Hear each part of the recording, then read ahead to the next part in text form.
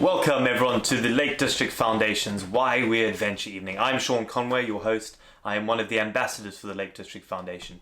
We have an epic lineup tonight of mountaineers, paddleboarders, kayakers, swimmers, models, photographers, all who have one thing in common.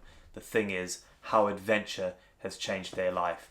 Tonight is all about raising money for Fix the Fells. Fix the Fells is such an important part of the Lake District. You've got to remember the Lake District sees 18 million visitors. Yes, 18 million visitors every single year. And it's great that everyone's going and exploring and using the outdoors and adventuring. But of course, that traffic does come at a price. So we're trying to raise money for Fix the Fells to keep the footpaths in good order. So please, if you have some spare change and you want to donate a little bit more, please text Fix the Fells to 70450 to donate £5.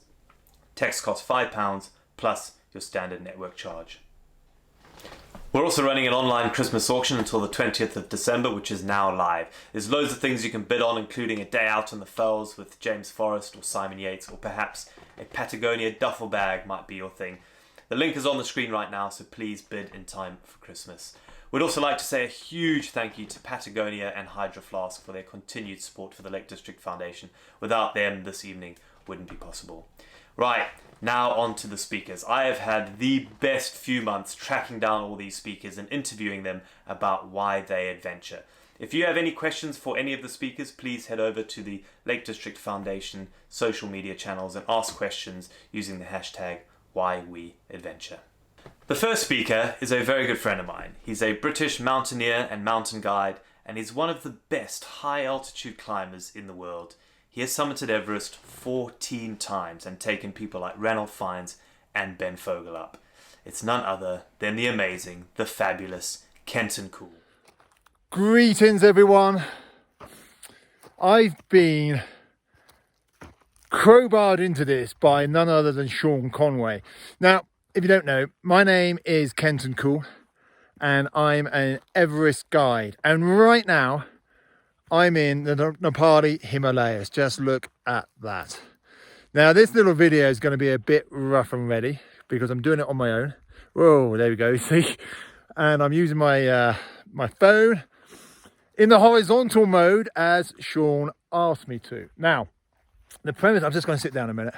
We're at nearly 5,000 meters. That mountain behind me is Mohammed Dhalech. That one there, the Matterhorn of the Himalayas. Now, Sean's asked me to do a little piece about adventure and what adventure means to us. So I'm just going to explain a little bit. Sorry, I'm a bit huffy and puffy. Just walked up a big hill.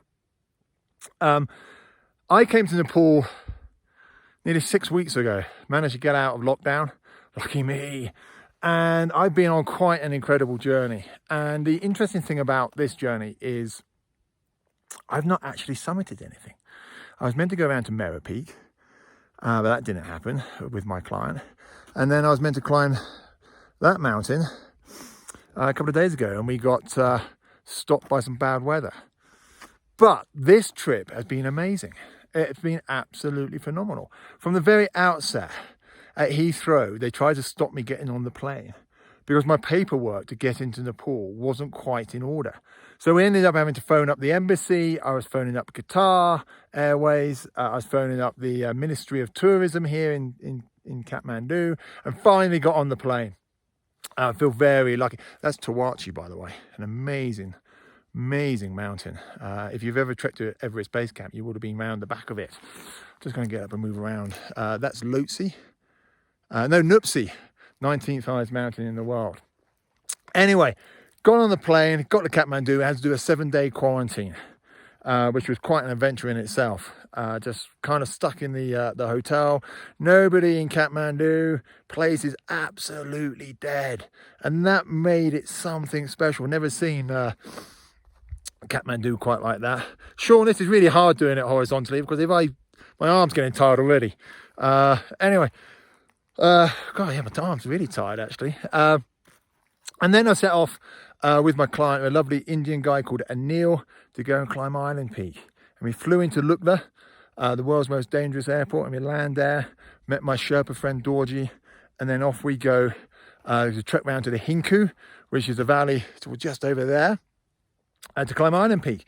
But after 2 days, Neil decided that he wasn't really enjoying himself that much. And he made a very, very big call, I think, to say that he wasn't enjoying it, and actually maybe it wasn't for him. He's a lovely, lovely man.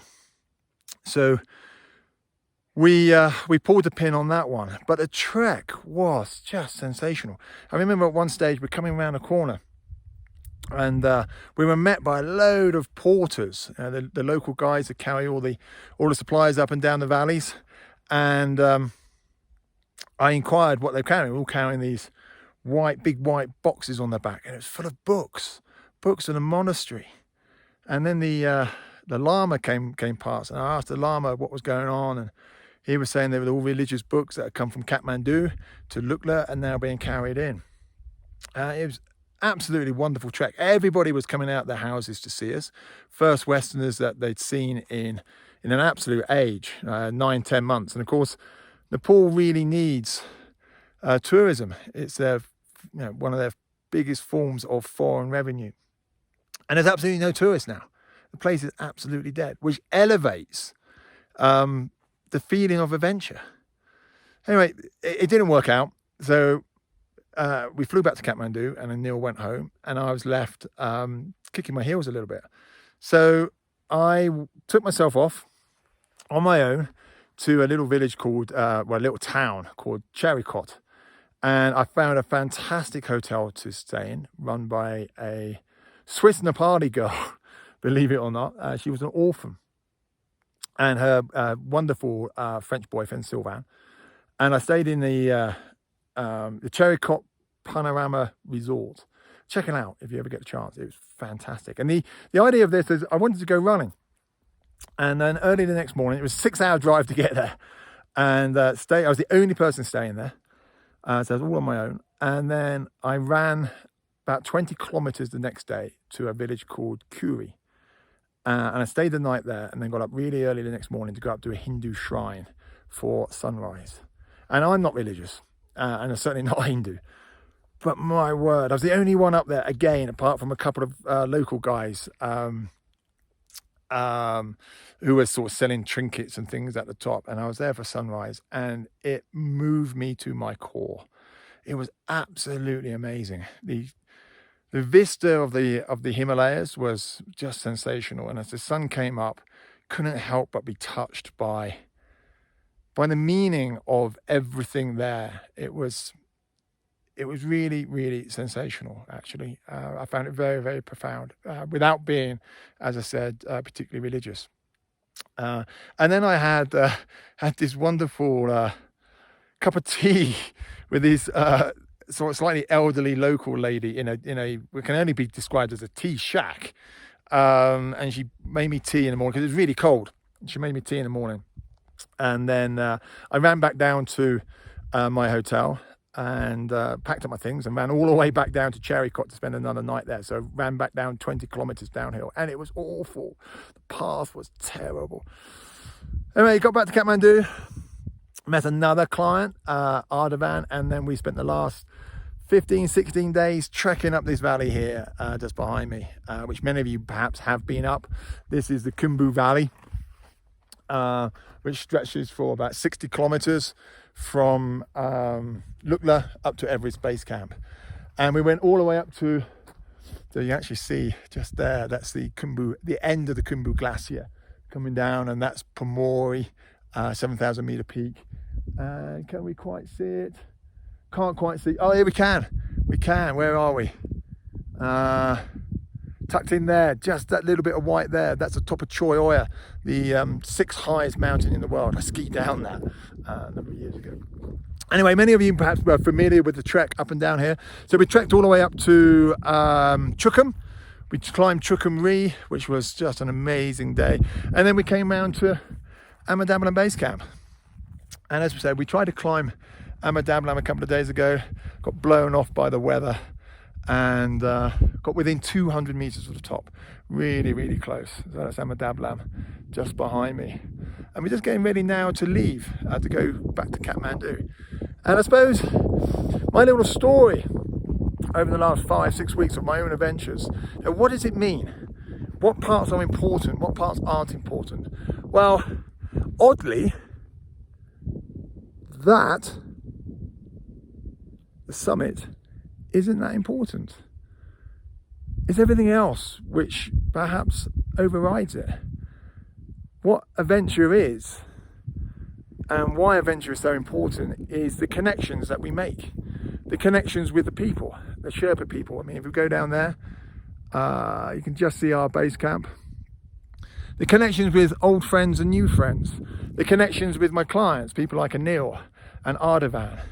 The connections with the culture and the religion. Now, that day up at the Hindu shrine, that really touched me. Meeting new people, seeing their smiles on their faces, because we have endeavoured to come here in the first place and to learn from other people. That, for me, is what adventure is about. Yes, maybe my career is defined by getting to the top of the mountain up there, but it's oh so much more than that. Adventure is whatever you want it to be. It doesn't have to be in the big mountains here. It could be camping in your back garden. It could be doing a walk in your local park. It could be doing a round the world cycle ride like Sean Conway has done, or some of his mad triathlon experiences. Adventure is a very, very personal thing. And I think the most important thing about adventure is going home having learned something about yourself, having learned something about other people, and having learned something about the planet that we live on. It doesn't have to be new footsteps, like Reinhold Messner first told me. He said that adventure was doing something for the very first time, something that nobody's ever done before. I don't necessarily believe in that. It doesn't have to even necessarily be something that you haven't done before. I've trekked up and down the Khumbu more times than I care to remember. I've already climbed Amadablam. Yet I'm here again, and this is definitely an adventure because of the connections that I've made. So, to summarise, I suppose, what does adventure mean? Well, adventure means whatever you want it to mean. But as I already said, I think the important thing about adventure is that you learn. You learn about this beautiful planet that we're on, and you learn about yourself, and you learn about other people. And that, if we do embrace that properly, means that we become a better community, a better group of people who are stewards of this planet, because we've got to start looking after this place. I'm not going to go off on some environmental rant because I know you all already know all about that sort of thing. So I'm going to leave you with just one thing, and Sean will probably curl his toes up at this. I'm going to leave you with a little joke, which I think is quite topical. I wonder if we can see any. Yeah, they're down there. That's our base camp, and then there they are. Those little black dots. Those are yaks. The yaks carry all our supplies into base camp and things like that. Now, it's a joke. Now, I made this joke up myself, so you better laugh, even if you're watching this at home. What do we call a crazy yak? Any guesses? It's a maniac. Well, I thought it was funny. Anyway, from me at 5,000 meters in the Himalayas to everybody back at home, to Sean, a big thank you for letting me do this. I hope this hits a mark, Sean, because I'm not doing it again. I'm not walking up that hill, that's for sure. So get out there, get outside, everybody. Enjoy this great wide world that we have. Be safe. Have a fantastic Christmas. And I really hope to see at least some of you out in the great outdoors in our British hills or further afield sometime soon. And you can come up to me then and say, Kenton, that yak joke was absolutely appalling. From me in the Himalayas, enjoy, have a great time. Wow, what a way to start the evening. Huge thank you to Kenton for taking his time out to record that video just for us in the Himalayas. If anyone has any questions for Kenton, please do put them in the comments below, or any of the other speakers, in fact, and we will get back to you as soon as we can. Right, on to our next speakers for tonight. We first have Anna McNuff.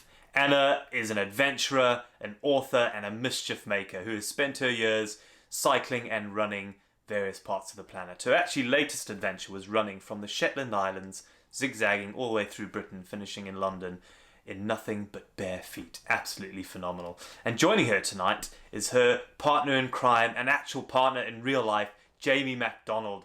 Jamie is a man after my own heart. He's a runner. He's run across Canada. He's run across America. And he does it all dressed as a superhero. He has raised over £200,000 for his superhero foundation. And it gives me such great pleasure to interview them both weeks before they're about to have their first baby. Over to Anna and Jamie. And good evening, Anna and Jamie. How's it going, guys? Good, great, thank you. You've got the Christmas tree up. Oh, it's amazing. Absolutely. I know. Absolutely. We this year, I think everyone's just like, I want Christmas in November. I'm all for it. I've started eating mince pies already as well, and that for me is the threshold being crossed. Yeah, I think this weekend we're going to go and get our tree. So, anyway, Anna, I have to say, firstly, huge congratulations on the Kindle Book Awards. You won. Oh, thanks very much. Yeah. That was award-winning author now. yeah. I mean, the best thing was I got to chat to Claudia Winkleman and completely fangirl her. And it was amazing. I was in shock though, and Jamie Zoom bombed the evening, and it was just so cool because she went, "Hello, Jamie," like she knew who he was. He was like, "Go on!" It was really cool. Yeah. Honestly, it's such a good book, Llama Drama. I've read it. It's phenomenal. I read all your books, and I've read your book, Jamie. They are amazing. You two, honestly, keep writing. It's fantastic. But I mean, it's as good as the other books. So, you should have won awards for all three of them, Anna. Honestly, well, you really should have. So have a word. Maybe I can get a bit more kashish out of them as well. That'd be nice. Yeah. So anyway, we're doing this evening, and the whole theme of it is why we adventure. And it's probably a question you get asked both. When you choose to go off and do one of your long cycles or your long runs, Jamie, like why? Like, why do you do it? And what's sort of your take on it? Jamie, you go first. Why do you think? Yeah, why? I know. What's it for you? Anna's the talker more. She's like, boo, boo, boo, boo, boo, in relationships, so I just kind of sit quite quietly. But so why adventure? I guess for me, like maybe 5, 6, 7, 8 years ago, I was saving up to put a deposit on a house, and I went to go and sign the paper, and I just got this gut feeling in my stomach because something's wrong. And I just went through this thought process. There's got to be more to life. There's just got to be more. And that urge was just so overwhelming. And I ended up going back to the Children's Hospital where I spent quite a bit of my kind of childhood. I had this rare spinal condition where sometimes I couldn't move my legs. And I left there, and then I heard about this guy that ended up cycling around the world, and his name was Joe. He was a normal bloke. I mean, Joe. Normal Joe. Yeah, normal Joe. And I thought, if Joe can do it, maybe I can. So I bought this crappy bike for 50 quid out of the newspaper, and then I cycled from Bangkok all the way back to Gloucester, back to the kids' hospital. It just nourished me. It just everything about the adventure. It just And I guess, I mean, Anna, you're probably quite similar. You've both gone almost like right into the deep end. It's not like, oh well, I'll just do something small, like just straight in, I was so terrified when I did my first one. I was 28 on my first big adventure, and I was similar thing. I was on a track in life, and I just had this feeling of I just want something wild to happen in my life. I just want to I was like ready to explode, and I had no idea where it was going to lead me. I didn't want to make a living from it or anything. And I'd been reading cycle touring books, and I was like, what do you mean you can cycle and camp where you like and take all your stuff with you? Like, do you not have to book on a package tour? And so that's what started me off. But I think now, I mean, just the why is just, I think adventure is anything where you have a new experience, and you can have that in the hill out the back of our house, or you can have it running a different trail on your way into work. But we did go, both of us, I think, we went right in at the deep end. And to be honest, I was so terrified. My friend tried to take me to Dartmoor to practice wild camping before I went and cycled for 7 months through America. And I said, no, I can't do it. I'm too terrified. I'm just going to pitch up my tent when I absolutely have to. And there's bears everywhere. And poop my pants and get on with it. Yeah. That was it. Yeah. Do you think you'll ever do anything together then? Well, I think, as now you're just about to become parents, so inherently you'd probably land up doing stuff together. But, let's say long way down the line, retirement, kids have gone off to university. Do you think when it's just you two, you think you'd get on if you went and did something together? What do you reckon? I'll let you answer that one. Sure, why don't you? Well, we've actually spoken about it because we're both kind of adventurous souls, and we were worried once we have a baby. What happens then? Can we adventure? So we chatted it out, and we said, yeah, I think we can make it work. So I think I always pushed a pram on my big runs. So now it's just a case of throwing the baby in the pram, and instead of having my tent and sleeping bag in it, there's an actual baby. And I would love to do an event. I think I just touched your boob. I didn't mean to do that. Yes, absolutely. Yeah, I think we would, and I think even when God, it's crazy to talk about like kids when the kids are gone and it's back to just us two. I think we would, but I think we'd have to have an understanding of who takes the lead because we've got such different styles. Like Jamie, I think I'm fly by the seat of the pants, but Jay takes that to like the next level. And so I'm more of the planner. But it works. If I'm allowed to be a planner and Jay goes with it, then it works. I remember when I was running across America, it was the first time Anna joined me on the adventure. It was like the first time we'd done it together. And when I was running a marathon a day, and Anna came out, and every time we got to this place where she's like, give me Caesar, the pantomime Caesar, she'd get Caesar, and then her bum would like stick out, and then she'd run like a rhinoceros. And so we kept taking the pee out of her, but I was actually amazed because I was kind of watching Anna in full force, and I've never adventured with her. And every time we got to the bottom of the mountain, and I was pretty broken by this point, I'd be like, Jimmy, give me Caesar. It's rhino time. And then she just launched up the mountains. I loved it. But I did have to but that was interesting because that was me. I had to remind myself I was on Jamie's adventure. And so I sometimes wanted to go faster. I was like, he's got to carry on for another like 8 months at that point. And I kept like pushing us. And but the more times I went out, the more I got used to it. But yeah, we can adventure together. But that's not to say it's not just like any relationship where one of us, we have to keep the communication really good as we explode. Yeah, exactly. So do you think, what's the thing that's stopping people doing their own adventures, do you think, in everyday life? Let's forget that this year has been a weird year and a horrible year for many people, but outside of like what we're going through now, what's the main thing that's stopping people, do you think? Is it confidence or time, or what do you think? What do you reckon? You're pretty good with this stuff. I think it's when you have an idea, the natural next step after that, the idea comes into your head, but then what happens after that is this barrage of all the reasons why you shouldn't do it. And that's so natural and so normal. And I think what actually stops us, whatever those reasons are, is we think those reasons are more valid than the will and the want to do it. And they're not. They're considerations and they're things to be weighed up, and there's lots of practical stuff in there. There's money, there's time, there's whether you enjoy your career and you can take a break from it or not. But I think people hear the reasons that are barking at them and they go, oh, well, because I can hear that, I must, it just means I shouldn't do it. Well, it's not actually. So I remember my first big adventure, I wrote all the things down that said I shouldn't go. And once they were down on a piece of paper, it was like, well, could I do anything to combat that?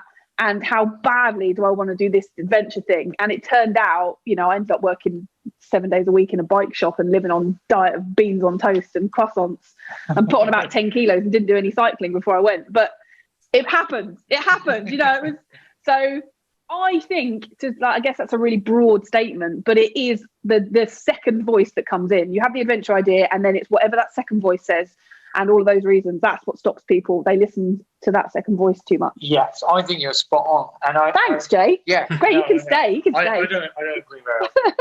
But that is spot on. And the second voice, I think probably what we're good at and you're good at, Sean, and other people that make the leap of faith, is we're really good. anyone say that. What did John say? Don't. Oh, yeah, you said don't swear before.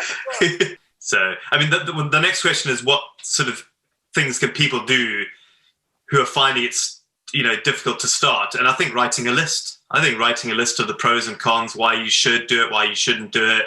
I think that's a good start for everyone, don't you think? Yeah, it makes it a lot more real as well. Once it's down on paper, I just think you see it, and also some kind of commitment as well. If you really want to do something, start putting away £10 a week, or not right now, but book a flight, or just tell 3 people that you really trust and love. And the second it's out there and it's out of your brain, it's like takes on a snowball effect, and you can't stop it. So, exactly. Commitment. Brilliant. Well, that's pretty much it. The last question for both of you, actually, because you're all very successful authors, is will you ever write a fiction book? Either of you? Yeah, I will. I will. I definitely have. I'm obviously just following in your footsteps, Sean. But I haven't it in plans. But I want to write a series of kids' books with like a female protagonist, and they are versions of my adventures, but with elements of fantasy. Like, you get the drift. Yeah. So I have got the plots and the layouts for that. It's just time. It's just books take time. Yeah. Definitely for me, I find adult fiction really difficult to write, but kids fiction, good. It's an absolute no from me. I'm dyslexic. I find writing like the most painful thing. I mean, I'd rather run across the country than write a book. So it's a no from me. But yeah. So there's no book about the America run then, Jamie? There is. I mean, I'm going through that painful process now. I know. He's done it. He's done the draft. Honestly, that day he celebrated. He was just like, "Oh my goodness, I've done it!" Yeah. So that's on its way. That's brilliant. What I love about you two is you don't do things by half. So you're both writing books. You're just about to have a child, and you've just moved house. You're doing 3 of the most stressful things in the world all in the same week. I think it's stupid optimism, Sean. I don't know about you, but I'm like, yeah, we can definitely do that. The fact is, if it doesn't fit on one Post-it note, you can't do it. So, but I was like, well, that's 3 things that fit on a Post-it note. So, we can do them. Baby. Oh, yeah, that's amazing. Oh, you two are so awesome, and huge congrats on imminent parenthood and the new house and everything. And looking forward to we could do sort of parent, daddy daycare, mummy daycare, children adventures together now. So proper play date. I love it with slugs and mud and everything. Mud and thorns and I can't wait. But anyway, thanks so much, guys. Love to you and the family and everyone, and have a good Christmas. And we'll catch up soon. Thank you. Take care. Bye. Wow, what an adventure couple. I always get super excited speaking to them. I hope you're all enjoying the evening so far. As you know, we're raising money for Fix the Fells, so top up your drink and get a few snacks. If you'd like to donate more, please, every single penny is very much appreciated. You can text Fix the Fells to 70450 to donate £5. Remember, text costs £5 plus your standard network rate. And also remember, you can check out some of our amazing auction items online.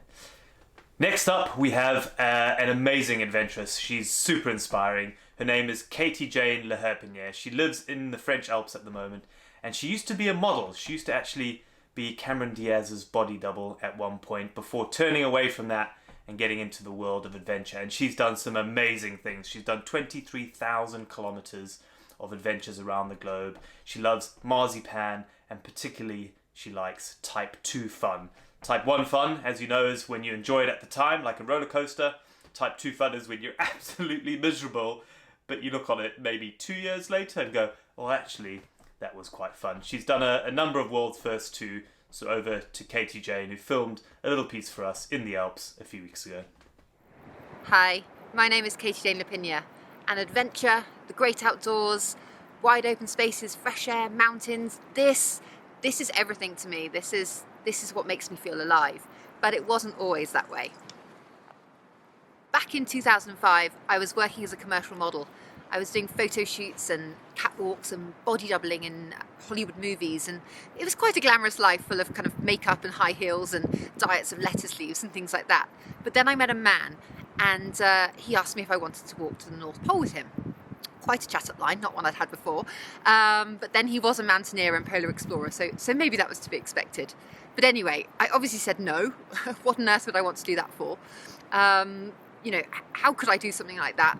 Why would I want to do something like that? But over time, he convinced me that I was capable of far more than I ever believed I was, in the fact that everyone is far capable of more than they believe. And so eventually I agreed with him to walk to the North Pole, but under the condition that maybe I should start with something easier first, dip my toe in the water to this kind of world of adventure. And so I had this bucket list of things, like many people do, of things you wanted to see and places you wanted to go, and on that list was the Great Wall of China. So I suggested that. Now, naively, I knew not a lot about the Great Wall of China, and I thought we'd just be going for a couple of weeks and taking a few pictures. But before I knew it, I was walking 4,500 kilometres along the wall, from its most westerly terminus to its most easterly terminus. And unbeknown to us, no one had ever done this before. So, goodness, what a journey it was. I experienced so much.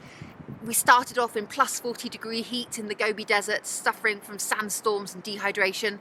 Before I knew it, I was in minus 35 for months on end, crossing snow-capped mountains. And everything that could have happened in between did. I was hit with the worst snowstorm China had seen in 50 years. I often went days without eating. I actually got compression of the spine from the weight of my pack and lost nearly an inch in height. And within the first week, I'd ended up on a drip in hospital from chronic dehydration. So, maybe I really wasn't cut out for this straight away. It was super hard. I was frightened of everything, and I cried a lot, possibly even every day of the journey. But for all that hardship, what I got in return was incredible. The views, the scenery, the sights I saw, but most importantly, the people I met along the way were unbelievable. I have been fortunate enough to travel a lot of the world since China, and still I have never ever met people who have shown the same level of hospitality as the people in rural China. I mean, for them, they'd never seen a Westerner before, and there I was, 6 foot tall, blonde hair, wearing a fuchsia pink suit from head to toe, coming out of the wilderness. Like, to them, I was an alien landing outside their house. And yet, once I smiled and their fear quickly dissipated, they would give me everything they had, shared with me everything they owned, and would take nothing in return. They really were incredible. So after walking 167 days, I finally made it to the end of the wall. And as corny as it sounds, it was life-changing. I learned so much. I learned so much about the wall. I mean, so little of it was the kind of big stone structure snaking over the mountains that I'd seen in pictures. Actually, for most of the journey, there was no wall at all. I also learned so much about the world, people, about myself, about the human mind, about the human body. I mean, goodness, I had no idea the body could endure so much. But the main thing that happened along that journey is I opened this Pandora's box of adventure, and it's just something I now can't put the lid back on. It's addictive. So before I knew it, I was skiing across the world's 3rd largest ice cap. I was cycling down Africa on a bike I bought for a few dollars in the Sahara Desert, which had no brakes and no gears, and was about 30 years old. I traversed Iceland, I traversed the Alps, I lived in the Arctic Ocean, and so much more, big and small. My life, just this ball of adventure just unraveled in front of me. Then, after years of personal expeditions, I began my international mountain leader qualification so that I could guide others. Being able to share my love of adventures by helping people through their fears and their tears, sharing with them technique where I can, and showing them things they never knew existed. And above all, watching their smile when they achieve things they didn't know they could. That's utter magic to me, and it's definitely where my passion in adventure lies nowadays. I think the Western society is constantly trying to make things more comfortable, more convenient, easier for us. But the struggle is good. I really want to encourage people to get comfortable with being uncomfortable. Adventure raises our tolerance to uncertainty. It teaches us to be self-sufficient, to make decisions on the fly, to adapt, to thrive. And that doesn't involve, or doesn't have to involve, flying to the far-flung corners of the earth and climbing some massive mountain. It can be a day in the fells. That can teach you just as much. Waking up on a hilltop, snug as a bug in your sleeping bag, as the sun comes up over this beautiful, beautiful world in which we live. That's just food for the soul. We must do the things that makes our heart beat faster and our eyes glow when we talk about them. And for me, that is adventure. So let me just leave you with a few minutes of where it all began on the Great One.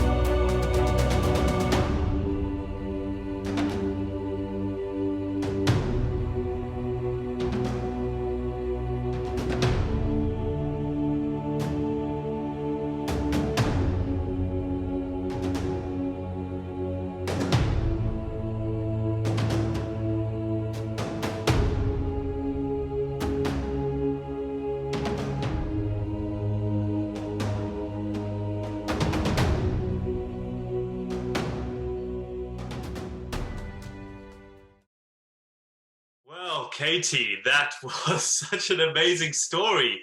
Welcome to the world of Zoom chats. Thanks for having me.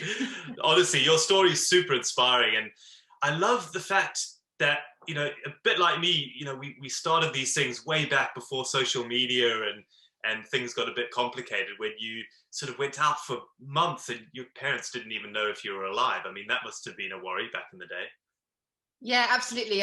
My poor mum, when I went across China, I mean, I think she aged many, many years, Diriba, because, you know, she wouldn't hear from me for weeks, if not months at a time. And then when she would, it'd be, I'd be in hospital or something like that. So, yeah, it was a baptism for fire for her, just as much as it was for me heading across the wall. I bet it was. But, you know, that was such an amazing walk. But I'm just reading here on what else you've done, because I think you sold yourself a bit short on sort of your achievements. It's phenomenal. You recreated the 1911 Tour de France route when the stages were like 350k. That's absolutely amazing. You've solo walked across Iceland. You've done the transcontinental bike race. You've done the Silk Road mountain bike race. You've obviously walked the Great Wall of China. You've spent time down in Patagonia. You've done a trans-alpine bikepacking adventure, which is basically doing the whole arc, isn't it? That you've done La Jog, self-supported with your dad. That's amazing. Yeah, that great. You've done Everesting by bike. You've spent time in the Arctic. You've done the Transatlantic Way. Oh, and also, I love on your website, right there it says, oh, other stuff I've done, cycled the length of Africa. I mean, this is amazing. And I mean, you mentioned it before. What's the one thing we should do that makes us more responsible when we go for a walk or go traveling? Yeah, gosh, the environmental impact is such a massive subject, and such a tricky one for anyone in kind of the outdoor world. But I think the simplest thing, but actually potentially has a massive impact, is just to leave things exactly as they were when you came, you know. Just, we don't need to be leaving our rubbish or anything. Just when you go and enjoy the place, make sure when you've left it, it is exactly as it was for the next person.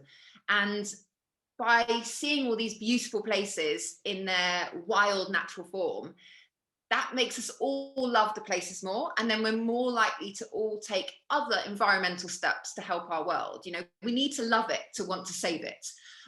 So therefore, if it's not a fly tipping dump, you know, and it's beautiful, pristine landscape, then we're going to love it more. So I think that's the simplest thing to do. Just like take everything out you take in. Let's not have, I don't think we should be having massive parties on the top of mountains, you know, where it's very easy for people to leave their rubbish. Let's just do this on a slightly smaller scale and enjoy the beauty and take everything away with us. And I think also just transport choices, that for me, you know, I do adventure. I adventure around the world. I guide people around the world, but we can, not always, but sometimes make more responsible transport choices. So for me, I'm now thinking a lot more about how to get to a place I want to see. And I'm now far more likely to take public transport, you know, the bus or the train, far more than I probably would have even 5 years ago. You know, Yeah. our mindset is changing, and that's a great thing, and it can only help us all. What, you know, we've obviously talking about this sort of why we adventure, and you covered that in your talk. And I think being adventurous, you know, is super important in everyday living. But for you, what's your one tip that you can give people to sort of be more adventurous? You know, what can they do to just lead a slightly more adventurous life? Because, you know, I've always said, you know, adventure isn't all about climbing mountains or rowing oceans or anything. You know, adventure could be something closer to home, for example. So what would your take for people to lead a more adventurous life? Oh, it's tricky because everybody's take on adventure is so different and so personal. So, you know, for me, there's quite a difference between travel and adventure. So, you know, going and having a lovely day out and seeing lovely sights almost falls under the travel category for me, seeing new places, seeing new things. And for me, for it to class as adventure, there needs to be a little bit of struggle. I don't know if that is a fair statement of adventure, but that's what it is for me. So if I was going to say to somebody, you know, to be a little bit more adventurous, like you said, it doesn't have to be a massive endeavor that they're taking on, but there needs to be a little bit of a challenge, a struggle, a push just for them personally. And that can be within a day thing. But yeah, it's almost, for it to be an adventure, I think perhaps the outcome can't just be definitely easy. Sorry, I'm not saying my words very well, but I don't know, even if it's just a hike, for it to be an adventure, I think that hike might need to be a little bit out of your standard reach, or a little bit out of your comfort zone, or just tag something on that makes it a little bit less normal. Yeah, there's got to be some discomfort in there, I think. I think so. That sounds really mean, but yeah, I'm all for being uncomfortable. Yeah. That for me is what adventure is. Whereas, you know, a wonderful hike, a day in the fells, for example, you could turn that into an adventure by making it a little bit more challenging or a little bit more discomfort, or it could just be a lovely day in the fells. So that's where adventure means for me. No epic adventure story started with, on a bright sunny day. Yeah, absolutely. So yeah, I think people should just embrace discomfort, and that's where you find find out about yourself, and that's what adventure is for me. Yeah, 100%. So there we go. Katie says, to lead more adventurous life, choose something that's going to be uncomfortable. And miserable. I agree. I 100% agree with that. It's a hard sell though, isn't it? Yeah, I know. Oh, brilliant, Katie. Honestly, thank you so much. I mean, anyone, you've got to go and check out katiejaneendurance.com. She's done some amazing stuff, and thank you so much for spreading your positivity and your energy, because I think we all now need a little bit of that boost of excitement in our lives, and you know, thinking big. So thank you for coming on, and yeah, catch up soon. Oh, absolute pleasure. Thank you so much for having me. Cool. Cheers. Bye. Bye. Fantastic. What an amazing, inspiring story from Katie Jane, showing us how she went from a catwalk model to become a mountain guide. Up next, we have another good friend of mine, Pip Stewart. Now, Pip has done some fantastic adventures all around the world and blazed the path through places like the Amazon jungle. But she's also known for something quite different. She's actually amazing at poetry. Yes, she writes poetry and she loves reading it too. So tonight, throughout tonight's speakers, she's going to be doing a few of her poems that she's written and some that she just really enjoys. Over to Pip. Thanks so much for inviting me to be part of this, Sean. And I wanted to share some poems that have meant something to me along the way, and hopefully you'll be able to take things from them as well. And this first poem is by a woman called Lang Leave, and she was... her words really impacted me on an expedition I did in Guyana, especially the last line. It was a line I kept reciting again and again to myself. And this is called Her Time. She's been feeling it for a while now, that sense of awakening. There's a gentle rage simmering inside her, and it is getting stronger by the day. She will hold it close to her. She will nurture it and let it grow. She won't let anyone take it away from her. It is her rocket fuel, and finally she is going places. She can feel it down to her core. This is her time. She will not only climb mountains, she will move them too. Thanks, Pip, for that amazing poem. Up next, we have someone the Sunday Telegraph dubbed as Mountain Man. He's a good friend of the Lake District Foundation and former fundraising manager for Fix the Fells. From 2017 through to 2019, he actually climbed 1,001 mountains across the UK and Ireland. 1,001, and if you worked out the altitude gain on that, it would be Everest 30 times. His recent world record is a self-supported loop of all the Wainwrights in the Lake District, which he did in 14 days and 11 hours, which is absolutely phenomenal. It's great tonight to speak to none other than James Forrest. Hey guys, my name's James Forrest. I'm here on the slopes of Barrow with views of the Scafell's and Wastwater, and it's an absolute pleasure to be talking to you this evening as part of the Why We Adventure series, raising money for Fix the Fells in partnership with the Lake District Foundation. As it happens, I actually used to work for Fix the Fells, and I think it's an absolutely fantastic cause, doing great work to conserve and protect this beautiful place, this wonderful, amazing place that deserves to be kept as special as possible. And I hope we can all raise a load of money this evening. I am really excited actually to talk to you this evening about an adventure I did this summer. So late summer, it was late August and early September, I set off on this crazy mission to try and walk all 214 Wainwrights in a single continuous and self-supported hike. And my aim was to kind of really indulge in the beauty and escapism and tranquility of the beautiful Lake District Fells.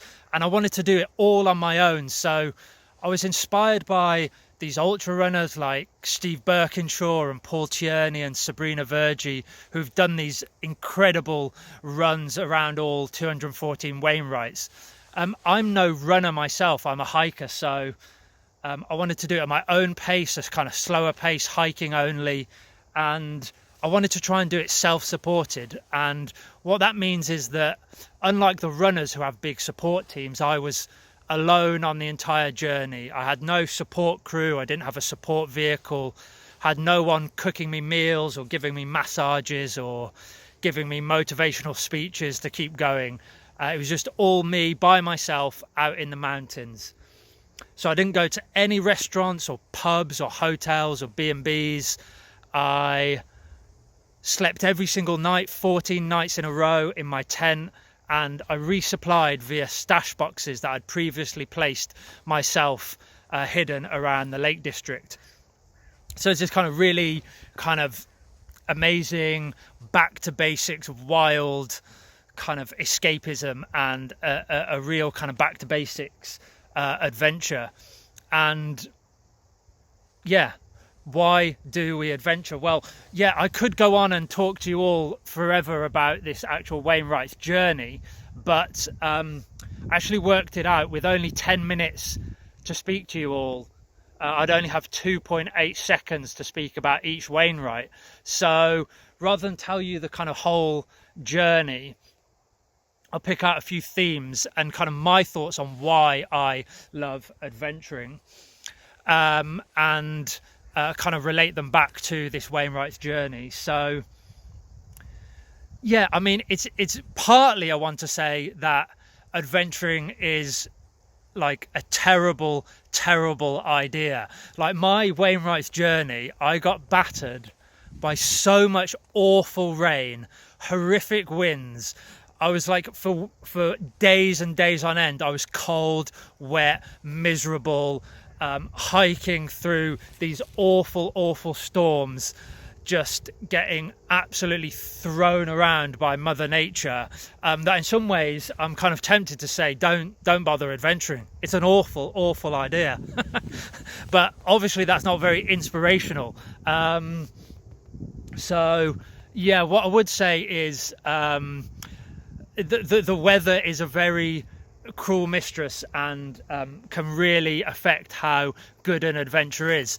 As you can see, I'm out in Wastwater in glorious conditions, and this is magnificent. There's nothing not to enjoy about this. The last time I was up there on my Wainwright's challenge, it was blowing about 60 miles an hour. Horizontal rain was flying into my face like 1,000 tiny daggers. But it wasn't all bad.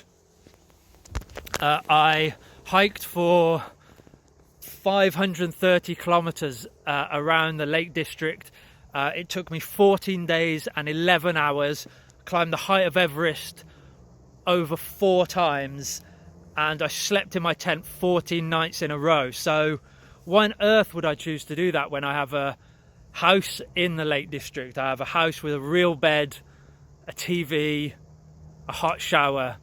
Well, I've always found actually that at home I can get quite down, I can get a little bit depressed, I can feel cooped up, I can feel frustrated.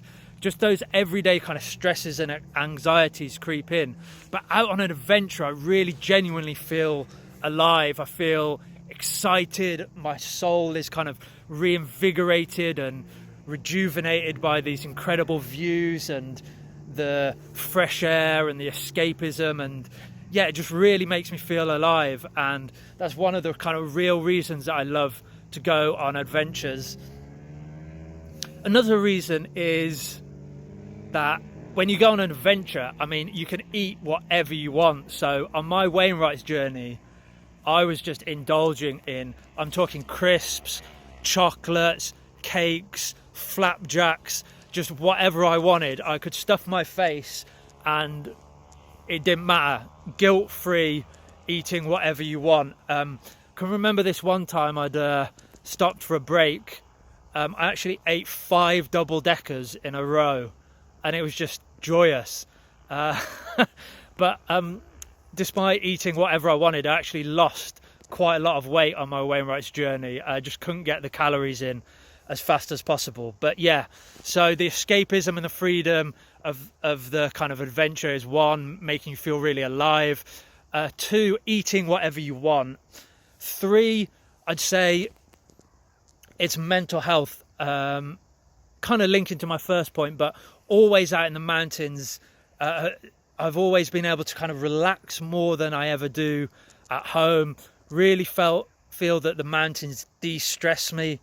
I kind of have this kind of sense that, or I almost have this kind of innate longing to be out in wild places and out in the mountains, and that really just always good for my mental health. I always come out of the mountains feeling refreshed and de-stressed, and kind of any worries I've had or kind of any brain fog that's kind of lurking over me always seems to lift when I spend time out in the mountains.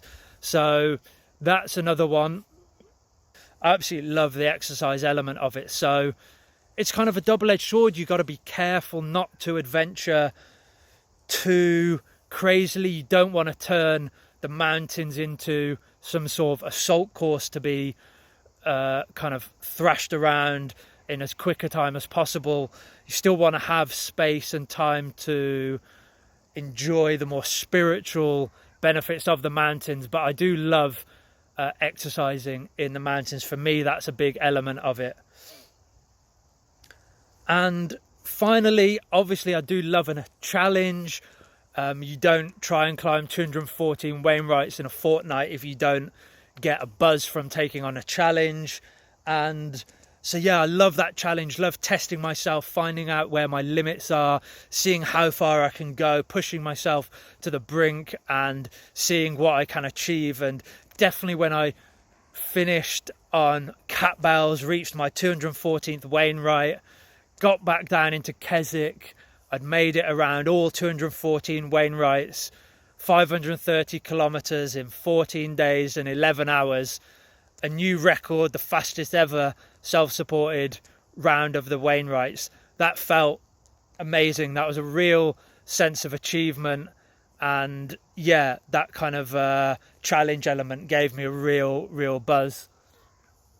And finally, I just finished by saying that I also love adventuring. Another reason why I love adventuring is that I've always kind of found adventure to be a little bit like a kind of microcosm of real life. I feel like adventure can reflect real life. So for me, all the kind of obstacles I faced, all the challenges I faced, all the real difficulties I faced on my Wainwright's challenge, and there were some super low moments when I was by myself, crying, tears pouring down my face because I was so wet and miserable and just really didn't want to spend time out in this awful weather anymore.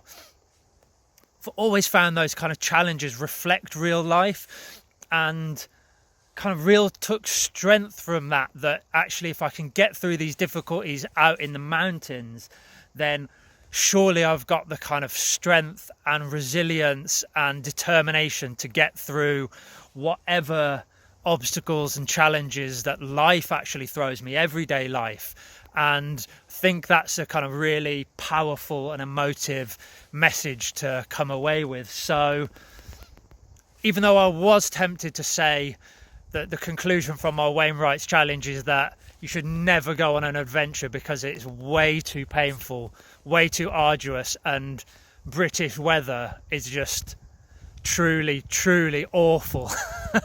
But that's not a kind of emotive message to end on. So if you're lucky enough to get some good weather, I'd say that the mountains are an amazing reflection of real life, and that if you can get through an adventure and get through the challenges and reach your goals, climb to the top of the mountain, that's a powerful kind of message and powerful thing to be able to take into everyday life and help you to live happily and successfully and overcome any obstacles in everyday life. So that's why I love to adventure anyway. And thank you for listening. Sorry for the terrible camera work. I'm here by myself in beautiful Wasdale.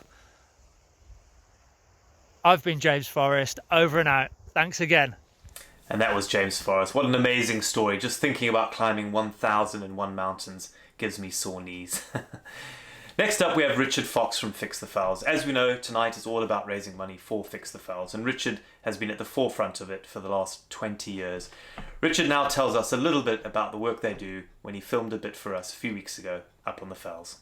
Fix the Fells, we started working on fell paths probably about 30 or 40 years ago now. The problem, the reason that we got to Fix the Fells, the problem is that with so many people walking on the Fells, people think the mountains are really resilient. And okay, yeah, they've been here for millions of years, they are resilient, but the vegetation and the soils on top are not resilient at all. And if we didn't go in and intervene and try to repair upland paths and try to restore upland paths, we would have massive scars all over the fells. I started 21 years ago, 1999, doing this job, and I've been involved in pathwork for a number of years before that. I've been walking since the 1970s in the fells, so I've got first-hand knowledge, quite extensive knowledge of how things have developed. And if you go back to the 1990s, for instance, there were scars on the fells that were 35 metres wide in places. Now, if you think a motorway is about 22 metres wide, something like that, a 35-metre wide path is a massive eyesore. So it's not just the landscape issue, it's not just the fact that it looks really ugly on the landscape, but every time it rains, if you've got a path that's 35 metres wide and just unconsolidated, all that material is washing off. In one place we had a path that was about 10 feet deep. It was just a gully. Now all that material had just washed off and down into the watercourses, into the rivers, into the lakes. One of the problems with our lakes, if you like, is that they are silting up quite rapidly. So could you imagine what the Lake District would be like without its lakes or with significantly smaller lakes? And it's not what people come for. And I say scars like this all over the place. Again, it's not what you come for. You want to come and look at a landscape that appears, undamaged. It appears natural. Now, okay, so a man-made path may not be natural, but a 35-metre wide scar is definitely not natural. And of course, the issue being is that those scars are not stable. So, yeah, okay, in 1999 we might have had all these scars that were that wide, but they were growing all the time, and they were growing in number all the time. So as we go along, you'll find other paths that become popular. So the issue is quite simple, really. Once people start following each other, and we are just like sheep, you do tend to follow each other. You follow a mark on the ground. You like to follow a path. People follow each other. On steep ground, it doesn't take that many people before the vegetation gets damaged, gets squashed, gets killed, coupled with some bad weather. Once the vegetation is gone, the rain, the water can get in and washes out the soils underneath, and you get down to the substrate. Now that might be rock, it might be aggregate, but it's not pleasant to walk on. So people walk out to the side of it, back onto the grass and vegetation again, and the whole process continues. So some of these paths, so the one on Skidder, for instance, that was 22 metres wide in 1999, but I reckon that it was widening at a rate of about half a metre a year, because there's no containment, there's nothing to the side.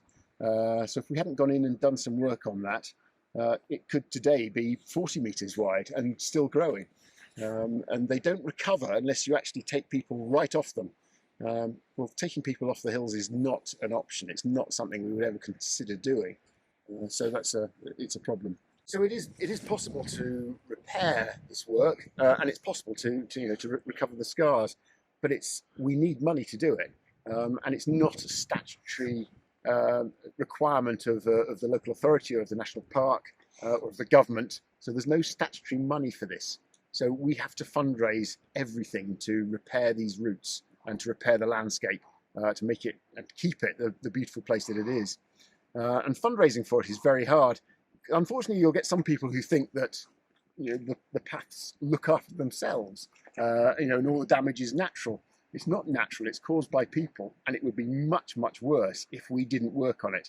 We've been working solidly on this problem for 30 years, and it's as good as it is because of that work. Thank you, Richard, for an insight into all the good work you do. Remember, tonight we're trying to raise as much money as possible for Fix the Fells, so please, if you can spare £5, text Fix the Fells to 70450. Texts cost £5 plus your standard network rate. Up next, we have another poem from Pip. And this is a poem by Robert Frost, all about the sort of choices that we make in life and getting comfortable with those. It's called The Road Not Taken.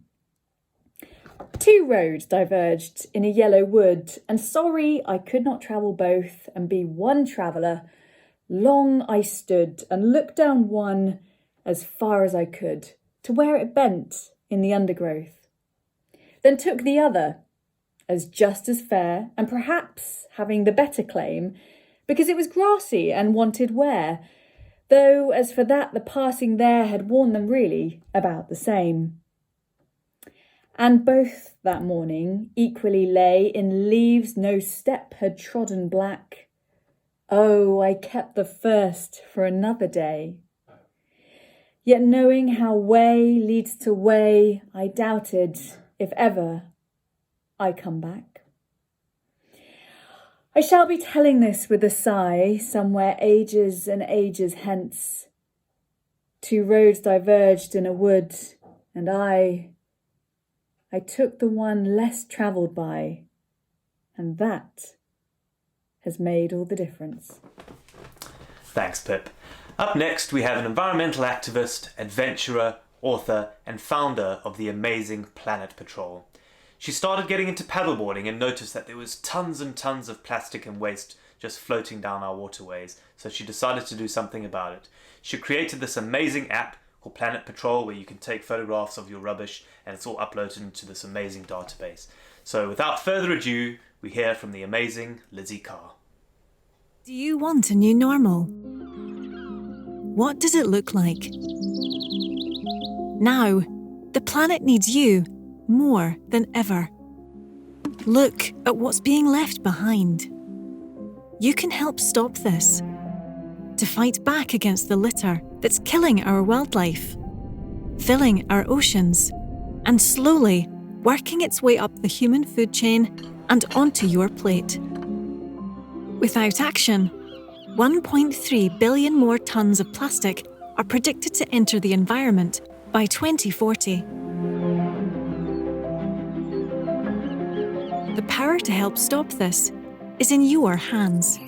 We live in a world where technology exists at our fingertips. It's time to use your phone for good. Download the Planet Patrol app and help fight back. Photograph the litter that you see. Record the brands responsible and the products that pollute. And picture by picture, we will build evidence. Evidence that can't be ignored by the brands that create it and the governments that allow it. Join our volunteers around the world to log 1 million pieces of litter. One for every marine species killed each year due to plastic pollution. Every piece counts. Every piece is data to hold brands accountable and help develop solutions. It's time to turn off the plastic tap and stop this once and for all. Make the new normal one that you want.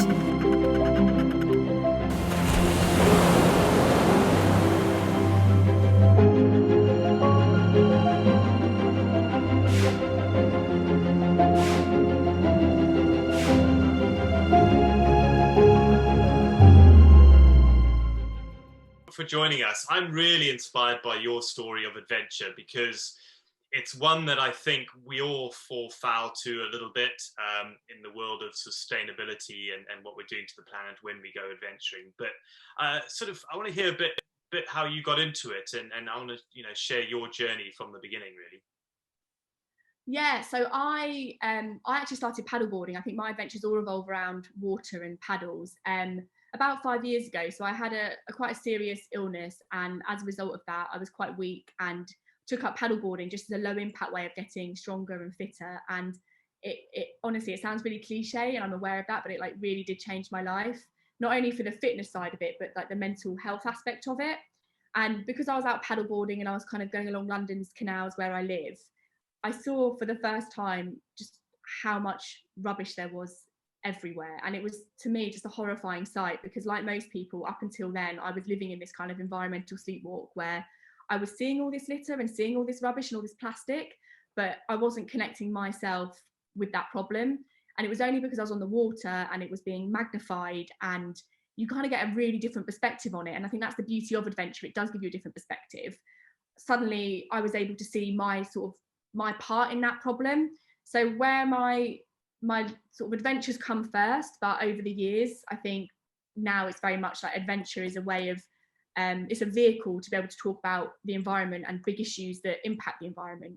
Yeah, totally. I mean, I remember my first sort of wake-up call was when I saw a swan's nest with loads of plastic bottles that the swan had used to build its nest. And I was just looking at it thinking, that's not right, you know, that's not right. And so obviously the single-use plastic thing is terrible, and we should all try and do that. But what are the other, you know, we all know water bottles, for example, but are there any other sort of big culprits out there straight up that you sort of, as of tomorrow, we could all go, right, that's what I'm cutting out, you know?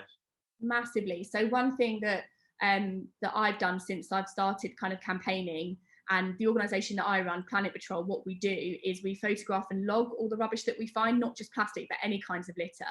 So we can identify sort of like the top brands and the top types of litter that we find. So you're right, bottles are one of the biggest culprits. Crisp packets, wrappers, and also cans. So it's really interesting because I think plastic is really demonised as a material, and it is bad material, end of life. You know, the fact that it doesn't degrade and the fact that it exists in nature for almost ever is obviously detrimental.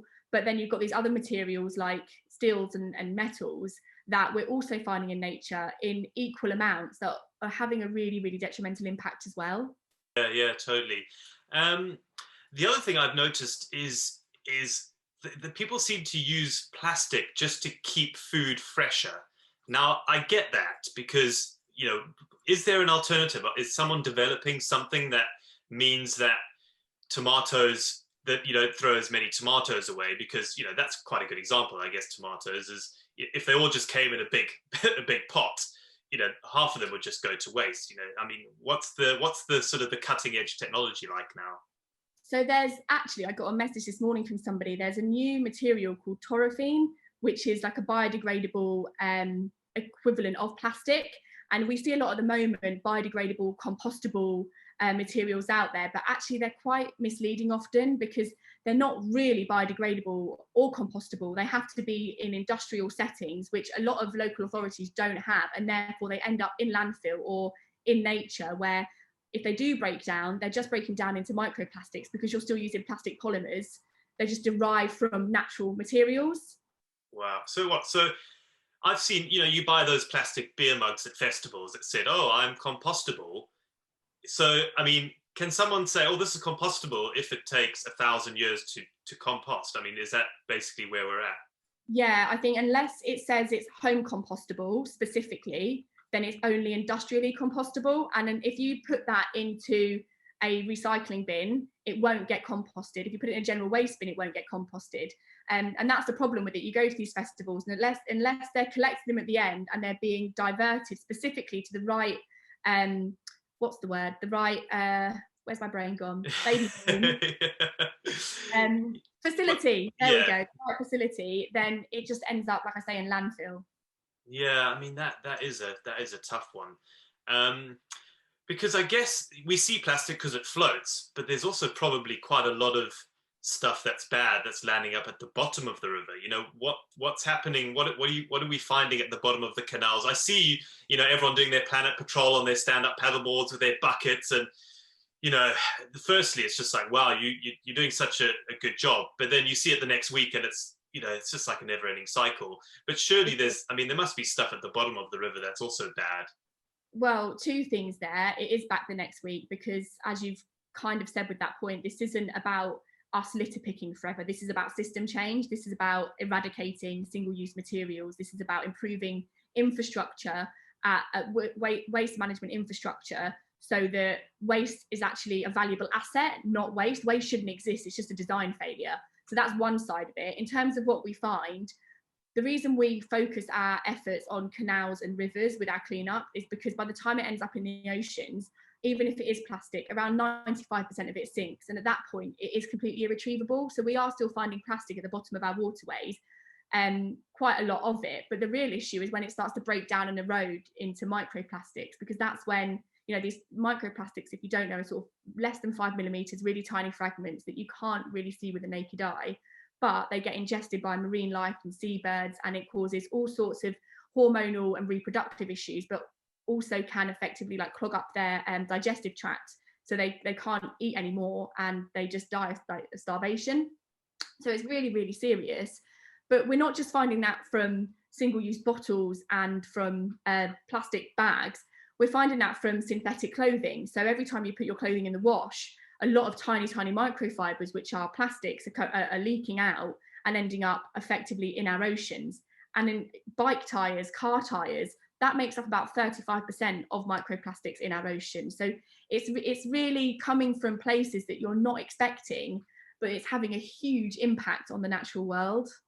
Gosh, yeah, I mean that is horrible. I mean, this is all doom and gloom when you sort of put the figures out. But I mean, there must be some good news. So give us, to end off, some of the good things that are happening, whether it's things we can look out for, something, you know, there must be some light at the end of the tunnel for some things.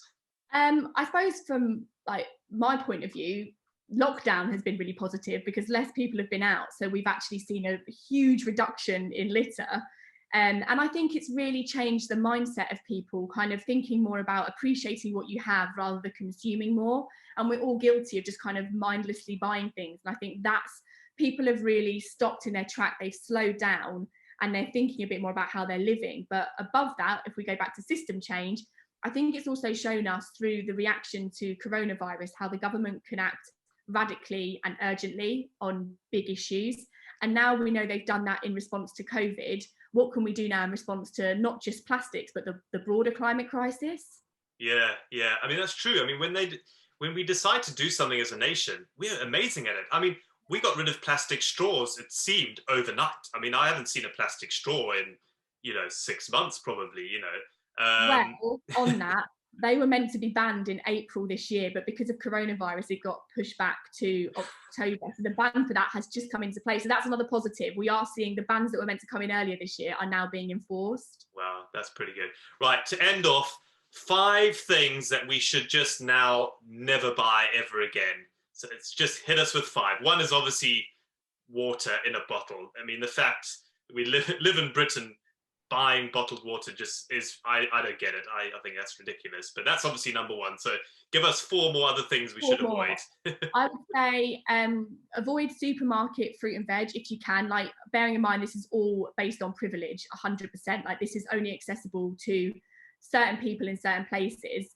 But if you can avoid supermarket fruit and veg, and you can go to your local greengrocers, support independence, support like local economies where possible. Like, we're coming up to Christmas now.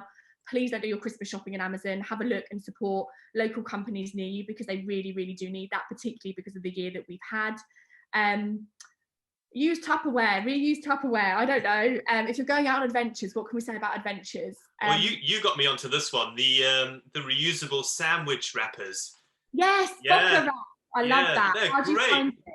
Yeah, it's amazing, and I have to say, we were a tinfoil sandwich family for some reason. We never kind of did the cling film growing up. I don't know why, but that's just as bad, I guess. So the reusable sandwich wrappers, they're great. Yeah, so I think it's Boca roll. They are brilliant, and they're Velcro covers on them. So you can wrap sandwiches, cakes, whatever in them. So that's another good one. Thank you for that.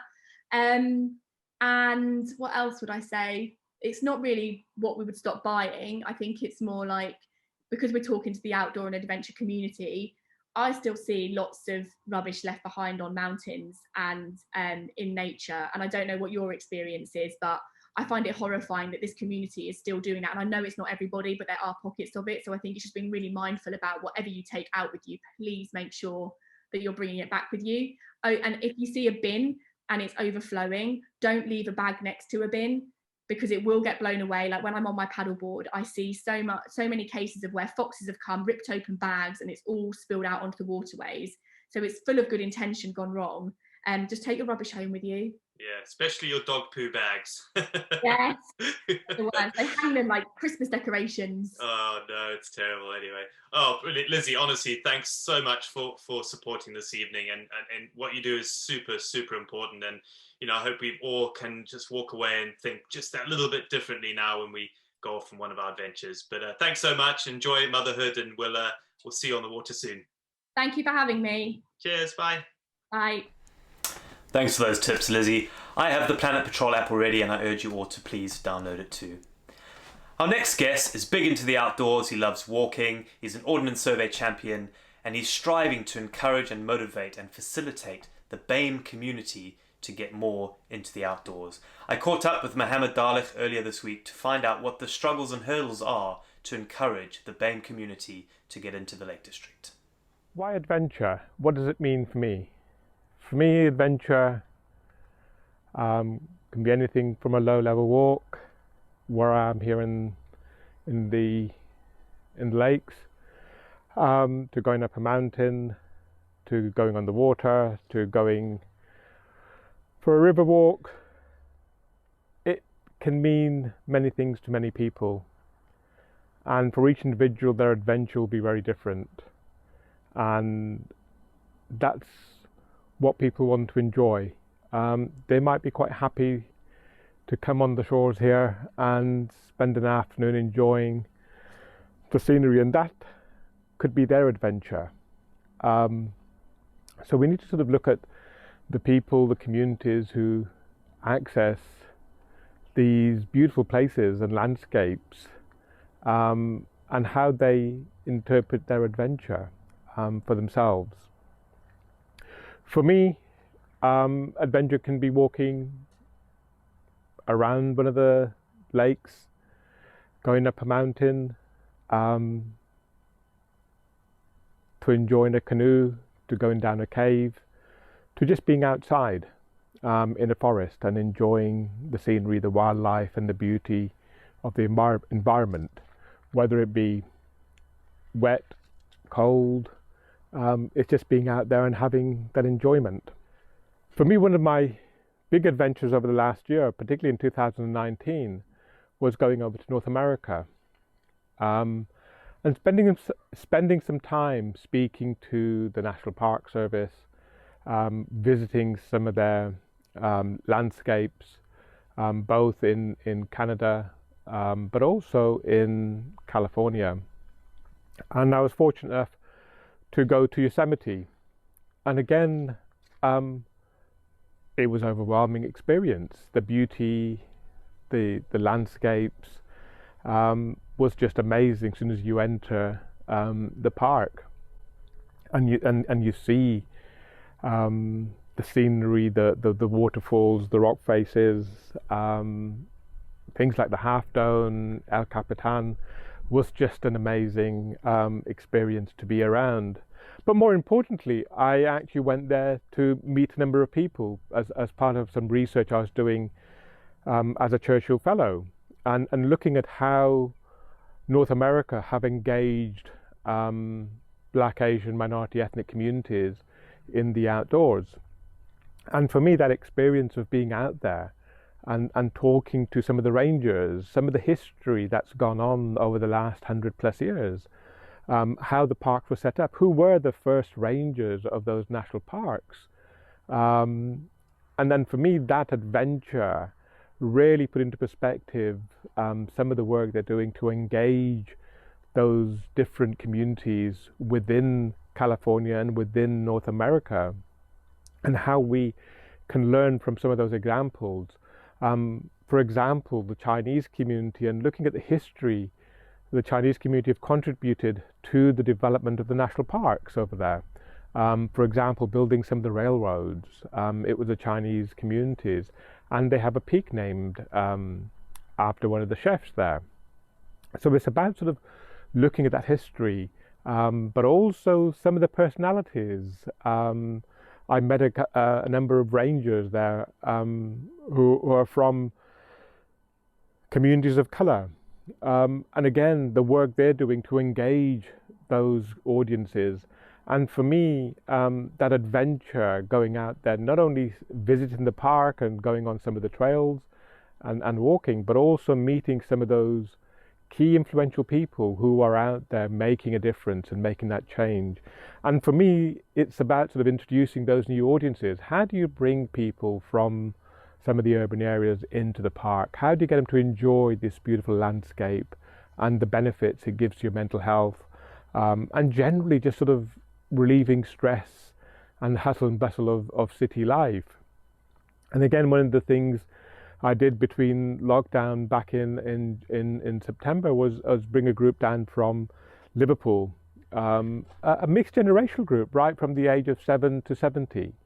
And they came out and enjoyed a beautiful walk in the Langdale Valley. And again, it's given those experiences. Many of those people have been to the lakes, but not as far as and deep into the Langdale Valley as they did on that day.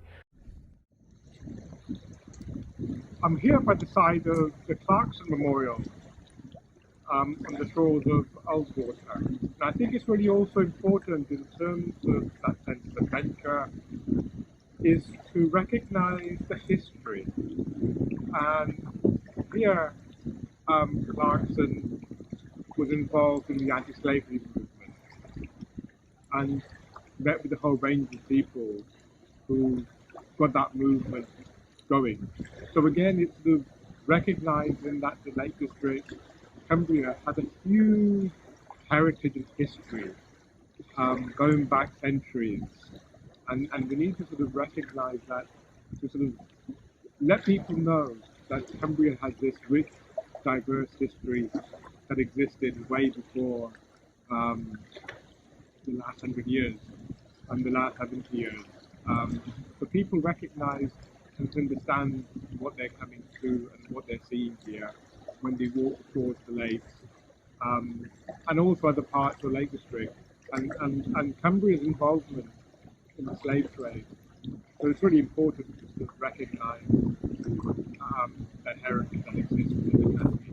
So it's about giving those positive experiences. And for me, adventure is about introducing not only myself to new challenges and new opportunities in the landscapes, but also to open up those landscapes to new audiences who haven't experienced those countryside areas and those landscapes, particularly the beauty of the Lake District. And the vast variety of opportunities it has to offer different communities and also different interests in the county. But also let's actually look at how we protect and conserve this landscape, and let's get those communities involved in the conservation work as well as sort of supporters and the future stewards of the national park. And if we don't get those communities engaged, who will be those future stewards? And it's really important to sort of not just about engaging, but about sort of engaging with those communities as the future stewards and the future sort of protectors of the landscapes. And it's about sort of that importance that we need to place on diversifying the outdoors.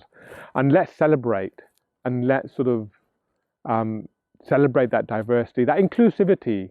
And it's not about just diversity and equality, it's about inclusivity. Let's celebrate and be inclusive. Let everybody come in and have, whoever wants to enjoy the countryside, let everybody sort of come in and be inclusive of the environment, that we can say these are beautiful national parks that are protected, that are for the enjoyment for everybody, and let those communities engage.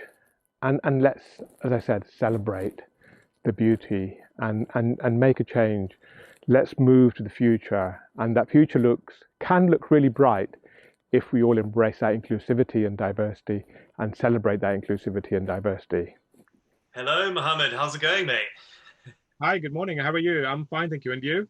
Yeah, very good, mate. Thank you so much for being a part of this Why We Adventure evening, because you have a really inspirational sort of story, and you have decided to focus your energies on inspiring the BAME community into the outdoors. And I think that's just such an important role that you're doing at the moment. And honestly, I take my hat off to you, And what you're doing is absolutely fantastic.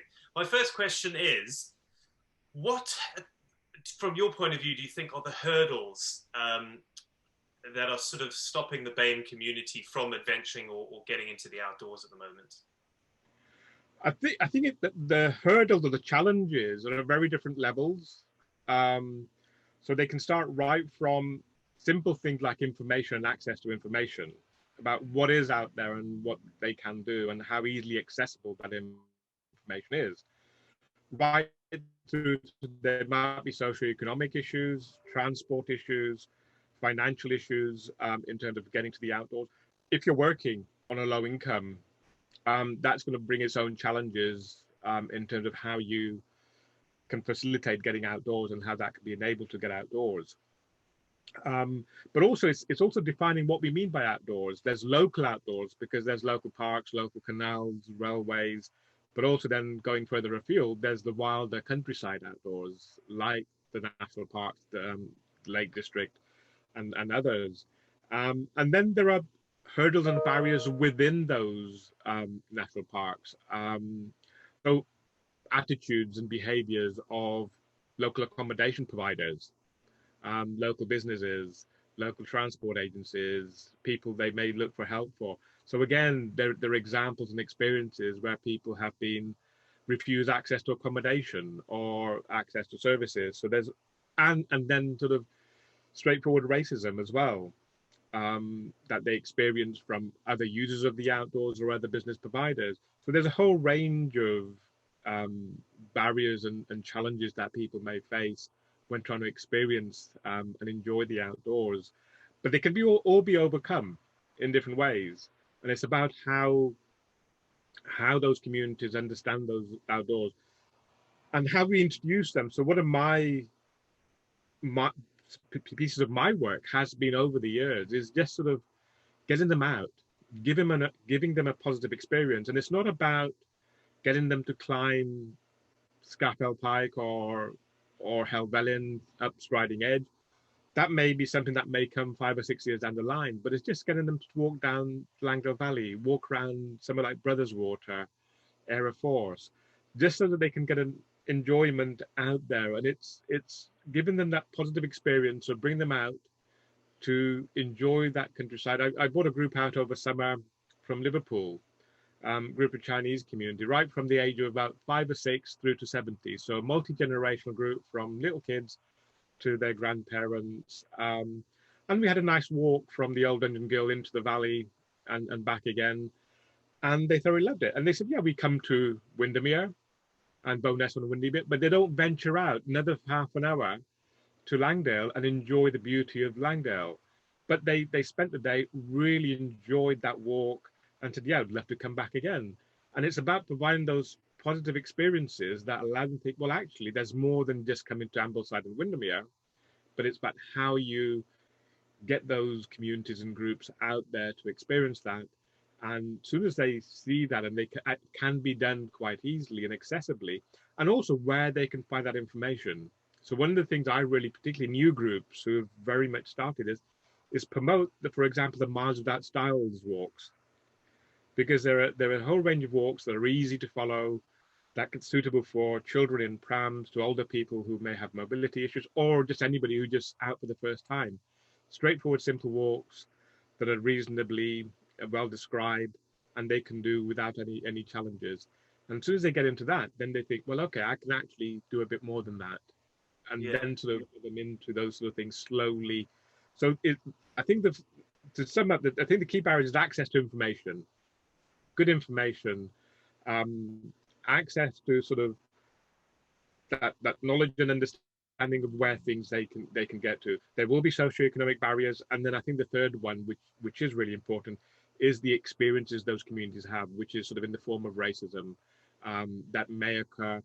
It's not always there, but it can occur. It's not sort of very overt, but it's those little microaggressions that you hear, that you see out there.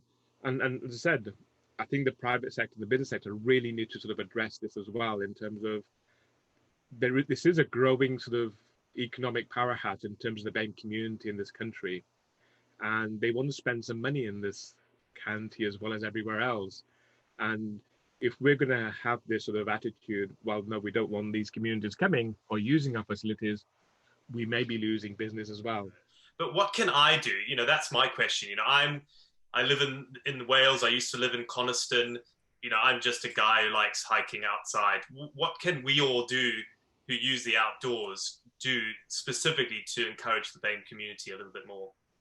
I think for me, it's working with organizations and communities that are working with those communities to support them, to spread the message to the wider community in terms of businesses and others, about outdoor education providers, about the benefits, but also providing that warm welcome to those groups and people coming in, because they're just sort of as any other user, and they just want to feel, well, why are people looking at me rather than saying hello to me? And yes, you do strike up some really good conversations, but there are times when people say, I went out and they just kept on looking at me as if they've never seen somebody like me before. So I suppose it's that welcoming. And as I say, sort of, how can you be sort of allies and support people like me, people like Black Girls Hike, people like a whole range of other organizations, Backbones in Scotland, who are doing a lot of work in terms of getting people out. But also, one of the things I'm particularly keen on is how do we train those communities as leaders for the future, and how do you develop those communities as the future volunteers, as future rangers, as the future instructors in our national parks and our countryside services across the country? Because for me, it's looking at the next 70 years. We've celebrated the 70 years of the national parks. If you want the parks to be successful and maintained, and the demographics are changing, and if we don't engage with those new communities, who will be there to be the stewards of the national parks in the next 70 years? Because if those young people, if those people from the BAME communities, if those people are not engaged, then there will be no one to look at. And it's what Glover said, that if you look at the national park governance structures and so on, they are very male, stale and pale. Very few women as well. Now, if we don't change that, then it's same with volunteers. If we don't get people in, then we're not going to get, because one of the things we try to do is try to get people, again, looking at conservation side. How can we get them to come in and plant trees, do some work around footpaths, do some work around sort of litter picking and understanding, and just been sort of looking at, we're doing a session in a few weeks' time around volunteering, just to give a flavour of what volunteering involves, that it's a whole range of different roles. So people then feel belonging to the national parks, as well as, although they're national parks, that they think, this is my national park, I come to walk in the park, but I'm also going to come again to actually conserve and preserve the national park as well.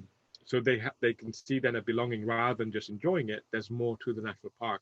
And that's when we then start seeing a real sort of engagement, and the future, is going to be bright. And I think that's something that I really picked up from North America, is they've realized that if they don't capture particularly in California, the 40-50% of non-local communities, the Latino, the Black, the Asian communities, there is no future for the countryside.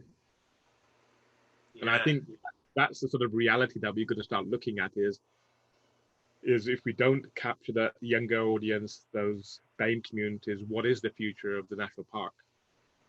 Yeah, and yeah. What's happening there? Yeah, I mean, that's a really good point, and it's super important. And the final question I have, and this is sort of what I try and ask everyone, is this whole event is why we adventure. Why should people go and picnic on the side of Ullswater? What's the point of it? What's your take on it? How have you seen people's sort of change from adventuring? I think for me, the reason I got into adventuring and into the outdoors is being outdoors, enjoying the fact that you can be in the country away from. I was brought up in Gloucester, born and brought up in Gloucester, to get away to the Brecon Beacons, the Forest of Dean, Stododia, Mid Wales, just to go for a walk, doing winter skills, going out skiing in the Cairngorms, just being out in the open, the stress relief, the mental health benefits that it gives you, and the enjoyment. And for me, those role models in those times, my youth workers who got me into the outdoors, was a positive experience that allowed me to get into instructing, to working in the field. I spent sort of 6 months before I went to university in the Lakes, and waking up every morning in Langdale was just a beauty, and every day was different for those 6 months, going and working. Yeah, and I think it's that benefit. And for me, the benefit then, after 10 years or so, I started saying, well, there isn't many people like me around, either as participants when I'm instructing, or just meeting people.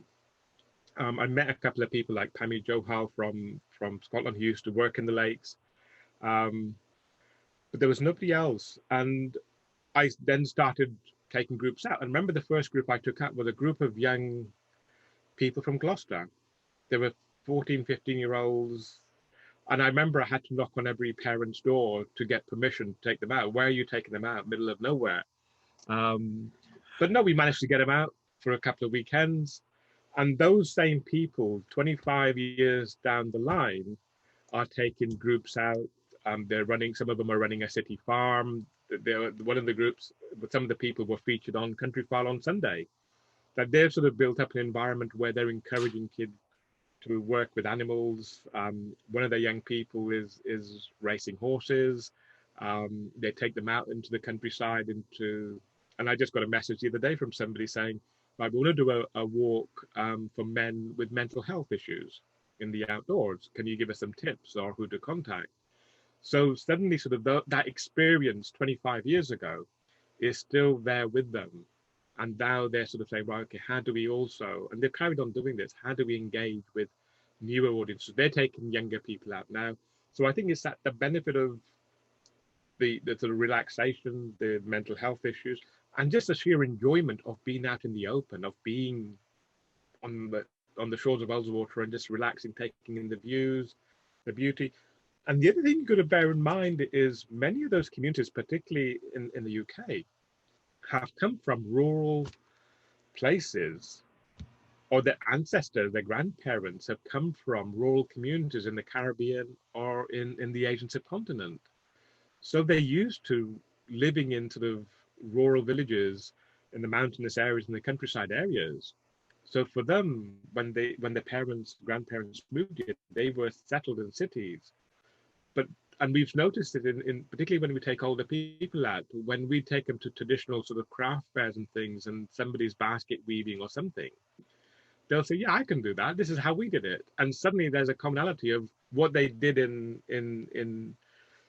a village in India sort of 70, 80 years ago. Somebody's sort of saying, this is how we used to basket weave, and goes, yeah, I know how to do this. And they suddenly take over and say, yeah, this is So again, there's a lot of commonalities in terms of some of that history. And I think it's about how we sort of bring that about as well. And again, there's a huge history in Cumbria itself, around the Black and minority ethnic communities, Black, Asian, minority ethnic communities, and how we use that to attract people as well. So the first settlement of Black garrison on Ruffin Sands in 3 AD.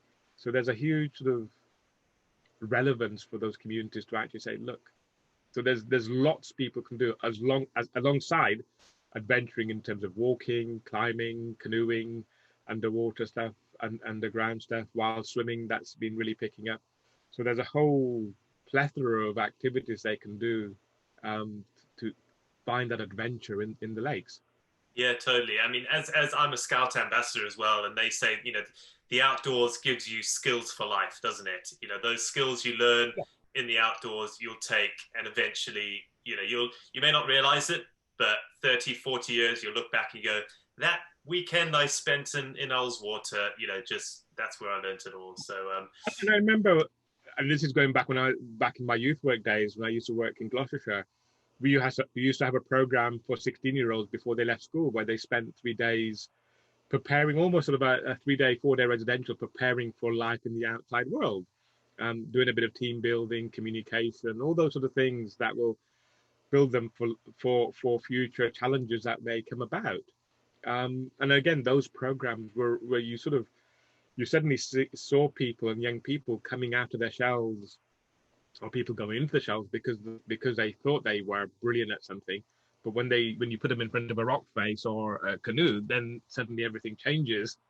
And then somebody else who everybody thinks is really quiet and has nothing to say suddenly shines through in terms of the skills they have, and suddenly working as a team and things, and the benefits that has long term in the future. No, exactly. I mean, it's so important. It's so important. Well, Mohammed, thank you so much for being a part of tonight. I could speak to you for ages because I think what you're doing is super important.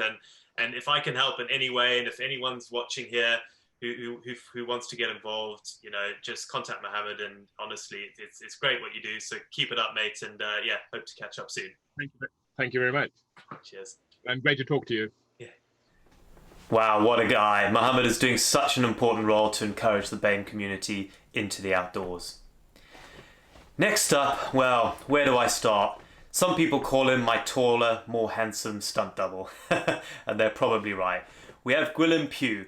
Gwilym had a miserable job as a salesperson and decided to transform his life, and now is an international male model influencer and is actually studying a degree in environmental science. I love his story. It's a story of transformation from when he was unhappy and how adventure through modelling has turned him around and changed his life completely.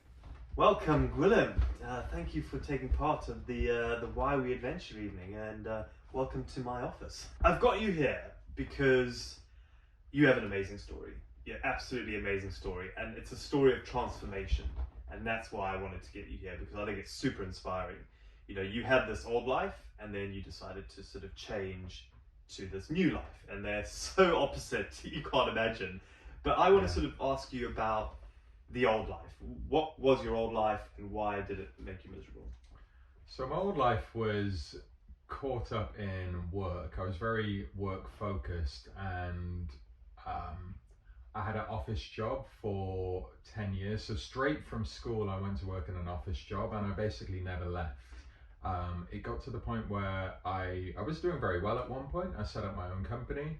Then the credit crunch hit, and that decimated that, which was interesting. And then you were overweight. I was overweight as a result of being sedentary and having injuries, and I couldn't really find a way out of that. But you are now a male model with hundreds of thousands of Instagram followers, doing jobs all around the globe with people like David Beckham and things like that. How do you go from a sort of an overweight, borderline obese, probably? I think I was morbidly obese. To classification. To suddenly going, you know what? I could be an international male model. How did that happen? I never thought of the end goal. It kind of snowballed. So I had that moment where I thought, life has to change. I've got to do something here. I had a vision of myself as 70 years old doing the same thing, and I thought that is not an option. So I took steps to improve my health, and I cleaned up my diet and started becoming a bit more active within what I could do. And that feeling of health or improving health allowed me to be a bit more open to opportunities coming in. And that led to joining a band with an old mate. I'd started playing the guitar when I was 23, quite late on, just as a hobby.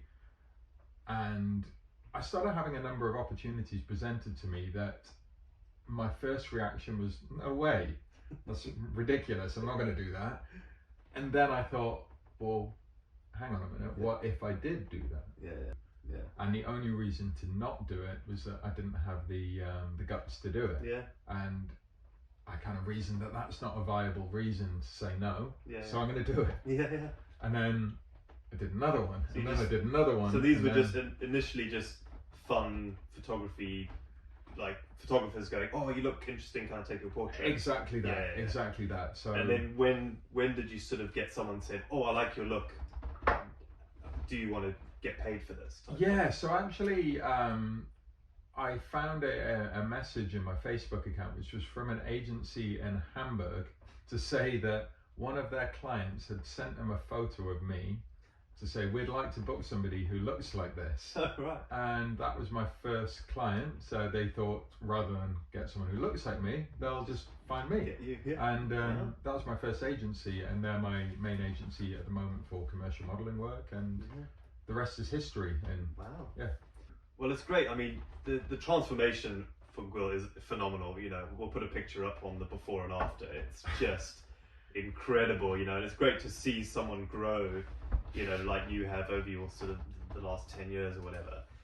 But that's gone even further, the adventure side for you, because, you know, you're now studying environmental science at university, and because you know, you've told me before, you know, a lot of fashion gets a bit of a bad rep, can get a bit of a bad rep. There's a lot of bad fashion, but there is actually a lot of sort of good fashion. So I want to know, as a consumer, you know, what should I be doing environmentally when I make my sort of outdoor jacket choice? You know, when I want to go and buy a new outdoor jacket, or, you know, should I even buy a new one? You know, how can I be more environmentally conscious in my sort of fashion choices? So one of the main things I've learned so far, and I've really got an appreciation of, is that it's not black and white. There's not right and there's not wrong. It's very complicated.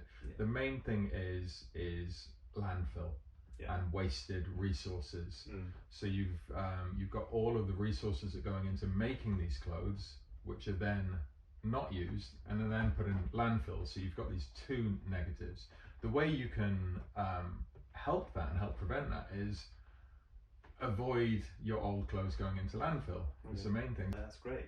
So that's what we can do. Sort of the upcycling, recycling is great. Absolutely. Are there any conscious decisions we can make when we physically go into a shop and go, well, I need something new because maybe mine's torn, or maybe I've outgrown it, or for you, or your stuff is too big and now you needed smaller jackets, I presume. You know, what can we do? Well, it's kind of along the same lines. You've got to look for something that's going to last. So you're looking for something that's future-proofed. And do you think there's too much cheaply made clothing, which people then, it just becomes a disposable mindset? Yeah, I think our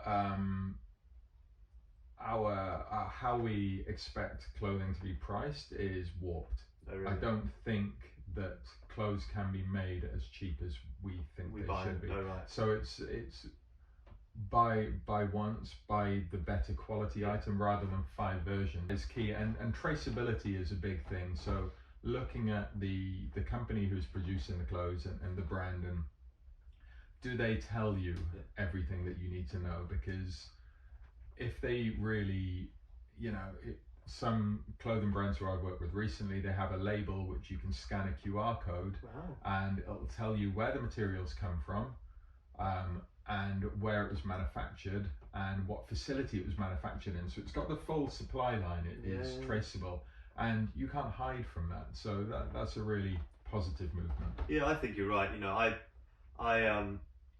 I certainly think finding reputable brands that actually are pretty open about their supply chain, absolutely, who do stuff that's good. You know, I've got jackets that my dad wore. And this is why I feel you need to disassociate the new from the good connotation, because the new jacket might be 400, but they might be able to buy a really good quality second-hand coat for a cheaper price, which is the same price as a poor quality, badly made garment made in a you know, questionable facility.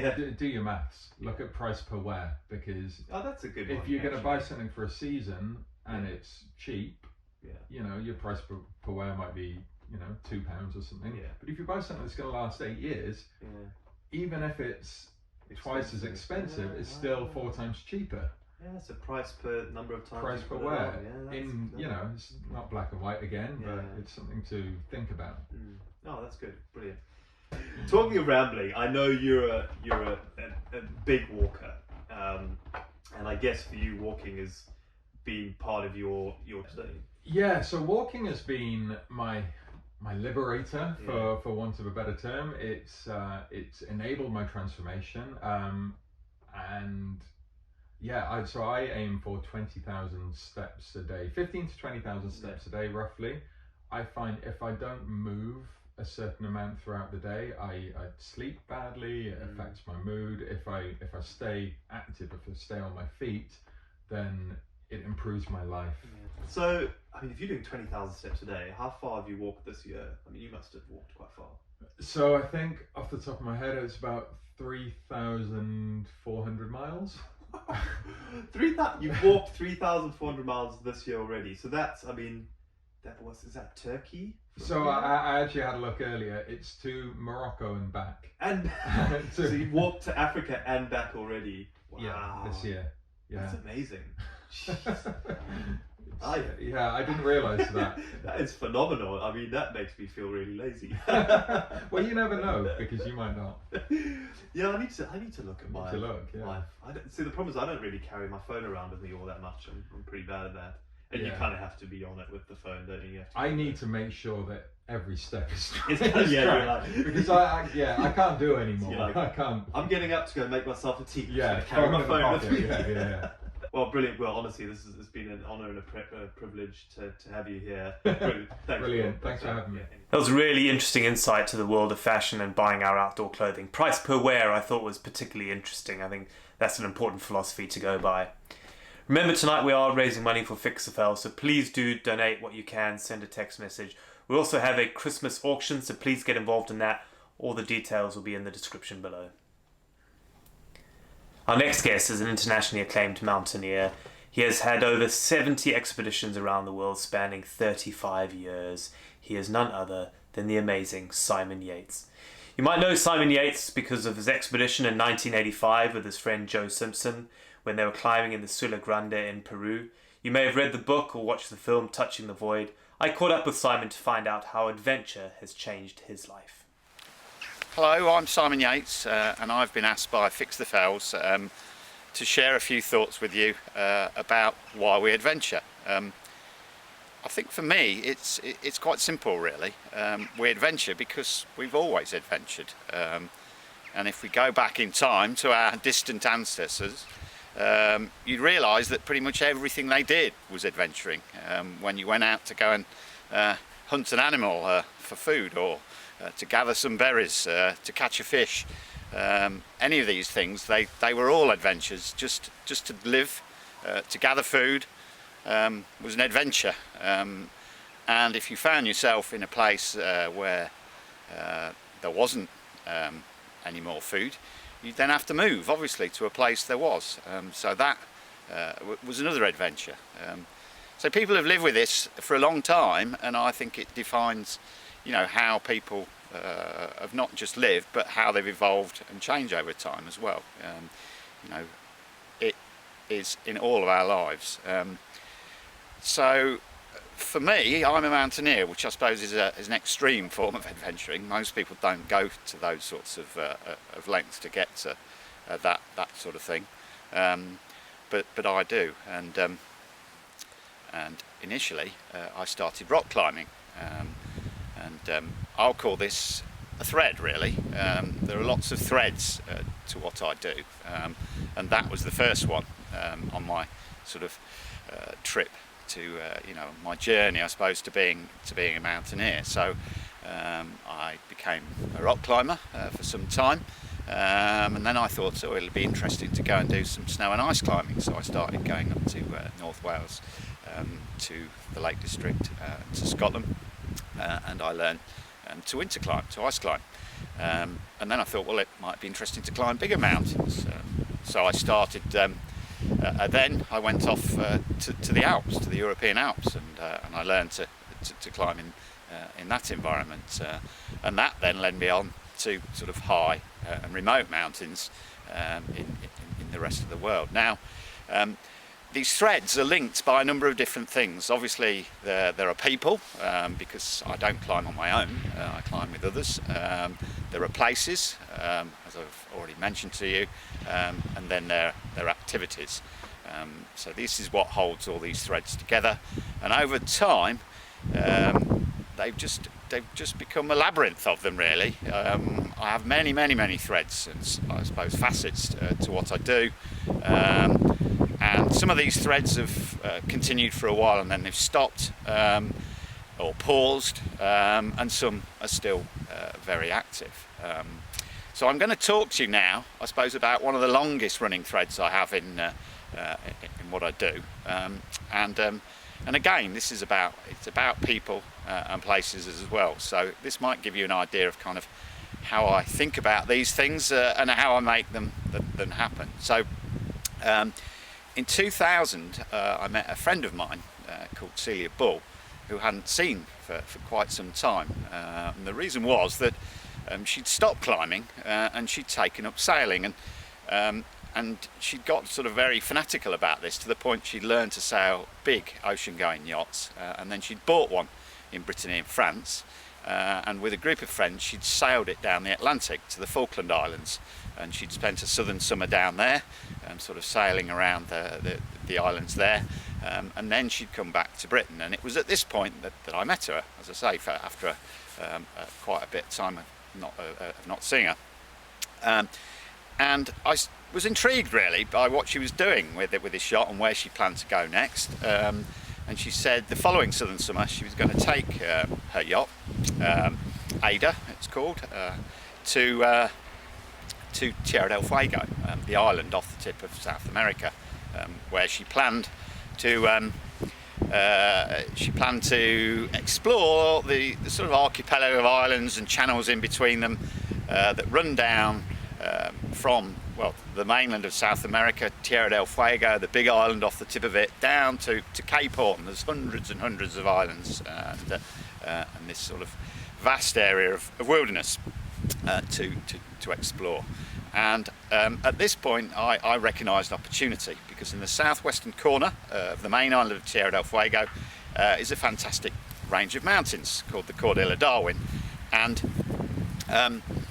I knew about this group of mountains from reading a book by Eric Shipton, a famous British mountaineer explorer from a sort of a previous era,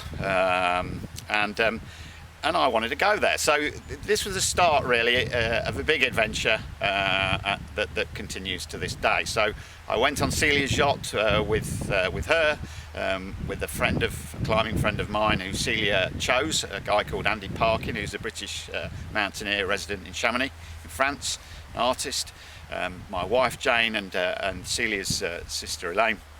And so yeah, we spent this magical time down there. We made the first ascent of a fantastic mountain called Monte Ada. We named it after Celia's yacht. And this was the start of a big engagement with this part of the world. On the way back from that trip, I met an Argentine sailor with a yacht, Mega del Sur, Magician of the South. And so I used him then to do 3 trips down there.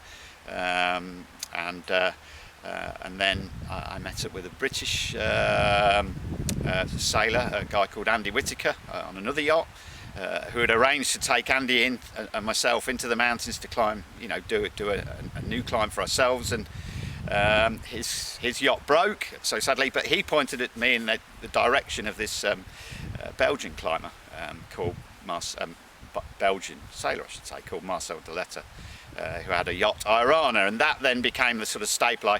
I went on Marcel's yacht many times, both in the Cordillera Darwin down in there, and one trip down to Antarctica. So I did a total of 10 trips down in this part of the world that really just came from this initial trip with Celia, and it's run on from there, because back in about 2016, 2017, Marcel got frustrated really down in that part of the world, because the Chilean Navy had changed their rules about who could sail in Chilean water, and basically wasn't allowed to sail his Belgian flag boat there anymore. So he ran out of patience, and he sold the yacht to a Spanish guy called Vincent Castro, who then sailed it up the Atlantic on his own. And I found out from Marcel he planned to then charter this yacht up in Iceland to take people to the east coast of Greenland to climb and explore there. So basically he arrived up in Iceland in 2018, and that summer with my wife and our children I flew up to Iceland, and I met Vincent on Irana, in a small fishing village called Flattery in northwest Iceland, and we went over to the east coast of Greenland to a place, a big fjord called Kangerlussuaq, and had a fantastic couple of weeks exploring and climbing there. And this has then led on to other trips. It's an ongoing thread from this yacht in two different ends of the Atlantic, and I think the big thing that drives my adventures can be summed up in one word, really, and that's serendipity. Now, this is a big word, so I'm going to give you a dictionary definition of it, and it's the faculty to make fortunate discoveries by accident. This is something that I use a lot, really, and it goes right back to how I got involved in this sport in the first place, this activity that kind of rules my life now. And as a 15-year-old, I got the chance to go on an outdoor activities course, with the school, and my parents kindly paid for it for me, and I came up to Coniston in the Lake District as a 15-year-old. And we had a fantastic week, paddling on the lake. We did a sort of an overnight hike where we bivouacked up near the summit of Scafell Pike. And then I think it was the last evening, one of the outdoor instructors, basically the guy wanted to go climbing for a day. He had enough, I suppose, of taking groups of people around. He wanted a day off, really, and doing something nice. And he said, well, I can take 2 people climbing.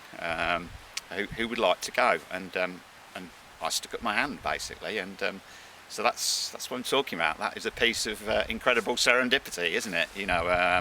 And that's why I'm here talking to you now. Thanks, Simon, for that wonderful insight into the world of mountaineering. Up next, another poem from Pip. So this is a poem I wrote all about love, and actually how it's not always a bed of roses, as is life in many instances. So here we go.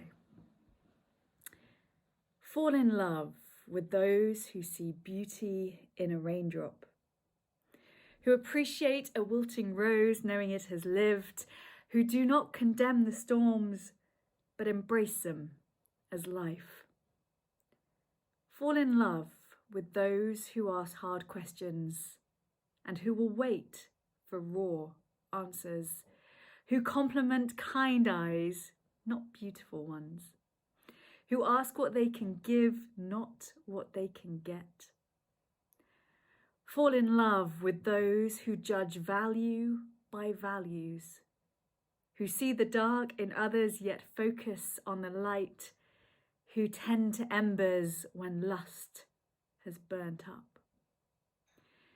So if you must fall in love, fall in love. But fall in love with souls who will stand in love with yours. Our next adventurer played a very important role at my wedding, funnily enough. He was the master of ceremonies and did a fantastic job. It's none other than the fabulous ginger, although he likes to be called Strawberry Blonde, Dave Cornthwaite. Dave is best known for his Expedition 1000 project, which sees him doing various different human-powered adventures of 1,000 miles or more. He's used adventure to actually create a community called the Yes Tribe, where people just say yes to more things, which allows them to live a more fulfilled life. So I caught up with Dave a few weeks ago on his new project up in Lincolnshire. Hello, Dave. How's it going, mate? Good to see you, buddy. Nice of you to shave for me. I actually have had a bit of a trim. I see you've dolled yourself up nicely too. Just for me. I just rolled out of bed at 2 p.m. Great. Dave, honestly, I'm really inspired by your story, because adventurers, for the most part, and I fall foul of this, go off and do these solo expeditions, and it's all about me trying to break this record and blah, blah, blah. And yes, you've done quite a few of those, but actually what we love about you is you've used adventure to create this sort of community, which I think is so inspiring. And yeah, to tell us a little bit more about Say Yes More. Well, say yes more was my motto that kind of took me through, I guess, the first decade or so of my own adventures. And I think the thing that really stuck out on all of those trips was the kindness of strangers. You know, I'm a social traveler as opposed to going to the middle of deserts and polar regions. I really prefer traveling through places where I'm going to meet folk, and it broke down a lot of boundaries for me and helped me understand the places I was traveling through. One thing that was always missing though was this community back home. I often came back in between adventures to England, often London, and I didn't really feel that connection with people. And the reasons are obvious. You know, I didn't have a bike laden with bags and panniers or a paddleboard, and I was just another person. And I think I really missed that icebreaker that I had. So it all kind of came to a head in 2015, and I thought, I've got X amount of people following me on Facebook, but I don't really know if they're real. So maybe this is my chance to find them in my home country. So I just invited people camping, and 19 folks turned up underneath that train station clock in June 2015, and we went out and had a wild camp that night, and everyone got up early the next morning, went back to work a bit smelly. I was there. I was You were there at the first one. Yeah. And can you believe, you know, from those first 19, we've grown into a community globally now of over 20,000. And we've got a team of 90 volunteers who run things on a day-to-day basis, whether they're online things during the year of COVID, or usually it's all about bringing people together, often in the great outdoors, or at least based around adventurous storytelling. And it's amazing kind of looking back over the last 5 years, what's happened. We've held 5 Yestivals. You've spoken at a couple. I think one of my favorite moments is the first ever Yestival, and you had your "Say No More" t-shirt on. I'll only mildly hold that against you. I know, I was trying to be a rebel. It's like, you got to say no more, because when you say no, it opens up a yes. That was my thinking. It's ridiculous. It's just a massive circumvention of common sense. And yeah, I mean, we've had that. We've converted a double-decker bus, the Yes Bus, into an amazing countryside space, which has lived in Sussex for 3 years and is soon to be moving north. We took a water bike, 1,000 miles of rivers and canals, collecting tons of waste over 5 months. That was a horrendous project to organize. But all of these random projects have had a lovely home in the Yes Tribe. We've brought thousands of people together. Babies have been born, and so many cool journeys and ideas and projects and businesses and charities have come out of the support network, really, which is, I never really had this aim or mission at the beginning. It was just, I'm a really big believer in that's a good idea. Let's bring people together who care about the same things, and then good stuff happens. It's like planting a little woodland, but in this case, it's just been people's ideas. So yeah, the Yes Tribe has become a really huge part of my life in the last 5 years. At the same time, it hasn't been easy. Like I met my wife Ems through it as well, and between us, we give at least 7-8 months a year to this thing. It's cool. It's really cool. So do you think for you, is the kick, is the sort of the reason to get out of bed every day, seeing people come, being maybe a bit unconfident, not having a bit lost in their way, and then finding this community, the Yes Tribe community, and then, using adventures that other people go on and people tell them about that, and that sort of grows, and then is the idea you sort of raise them and then let them off into the world to fend for themselves? Is that kind of what excites you? A few things do. I think there's, it gets right to the heart of what value means to anyone as an individual. And for me, I've never chased a lot of money. I think I've always found most satisfaction in learning a skill and really, really putting a lot into it. And then if it gets paid at the end, that's awesome. But with the Yes Tribe, I think my best moments over the years have been during a Yestival or any kind of an event, just standing at the back, you know, and 100 meters away, and just hearing that chatter on the air and that excitement and people building friendships. And yeah, I think Say Yes More at its heart is all about starting. It's about kind of assessing life and thinking there's more to this, and then whatever it takes, you know, taking a leap forwards. And naturally people come in, and then a year or two later, often they're off doing their own thing, and that's cool. I think, you know, life naturally evolves like that, and it's pretty standard, I think, for a community to do that too. But that just, you know, every single year there's more people kind of looking for similar things, and we're getting better and better at encouraging their skills and their growth. And it's just it should all feel natural. If it feels too pushed and non-organic, then it wouldn't mean that much to me. I think the other thing for me that really excites me is I've always been creative in some kind of non-standard way. I can't draw to save my life, but coming up with random ideas like converting a bus and putting it in the countryside, or developing a community woodland project. Or the Ginger Olympics. Remember, we did that once. Or the Ginger Olympics. And I'm sorry for defeating you so severely on those days. I know. We need to have round two. Yeah, the Yes Tribe has just, I guess, been a nice little conduit for those creative ideas that didn't really fit in the adventure stuff. So yeah, there's community and there's adventure, and those have been my two big loves. And now it's gone up a level. So, you know, the Yes Tribe, from my perspective, has been community, but revolved around camping and learning and that sort of thing. But you're now moving your HQ further north, and you're going to add a whole list of new things that people can do. Tell us a bit about that. Yeah, so Ems and I over the last 5 years have had this kind of this balance struggle with. We spend so much time on the Yes Tribe, and I've been vehemently opposed to turning that into any kind of business.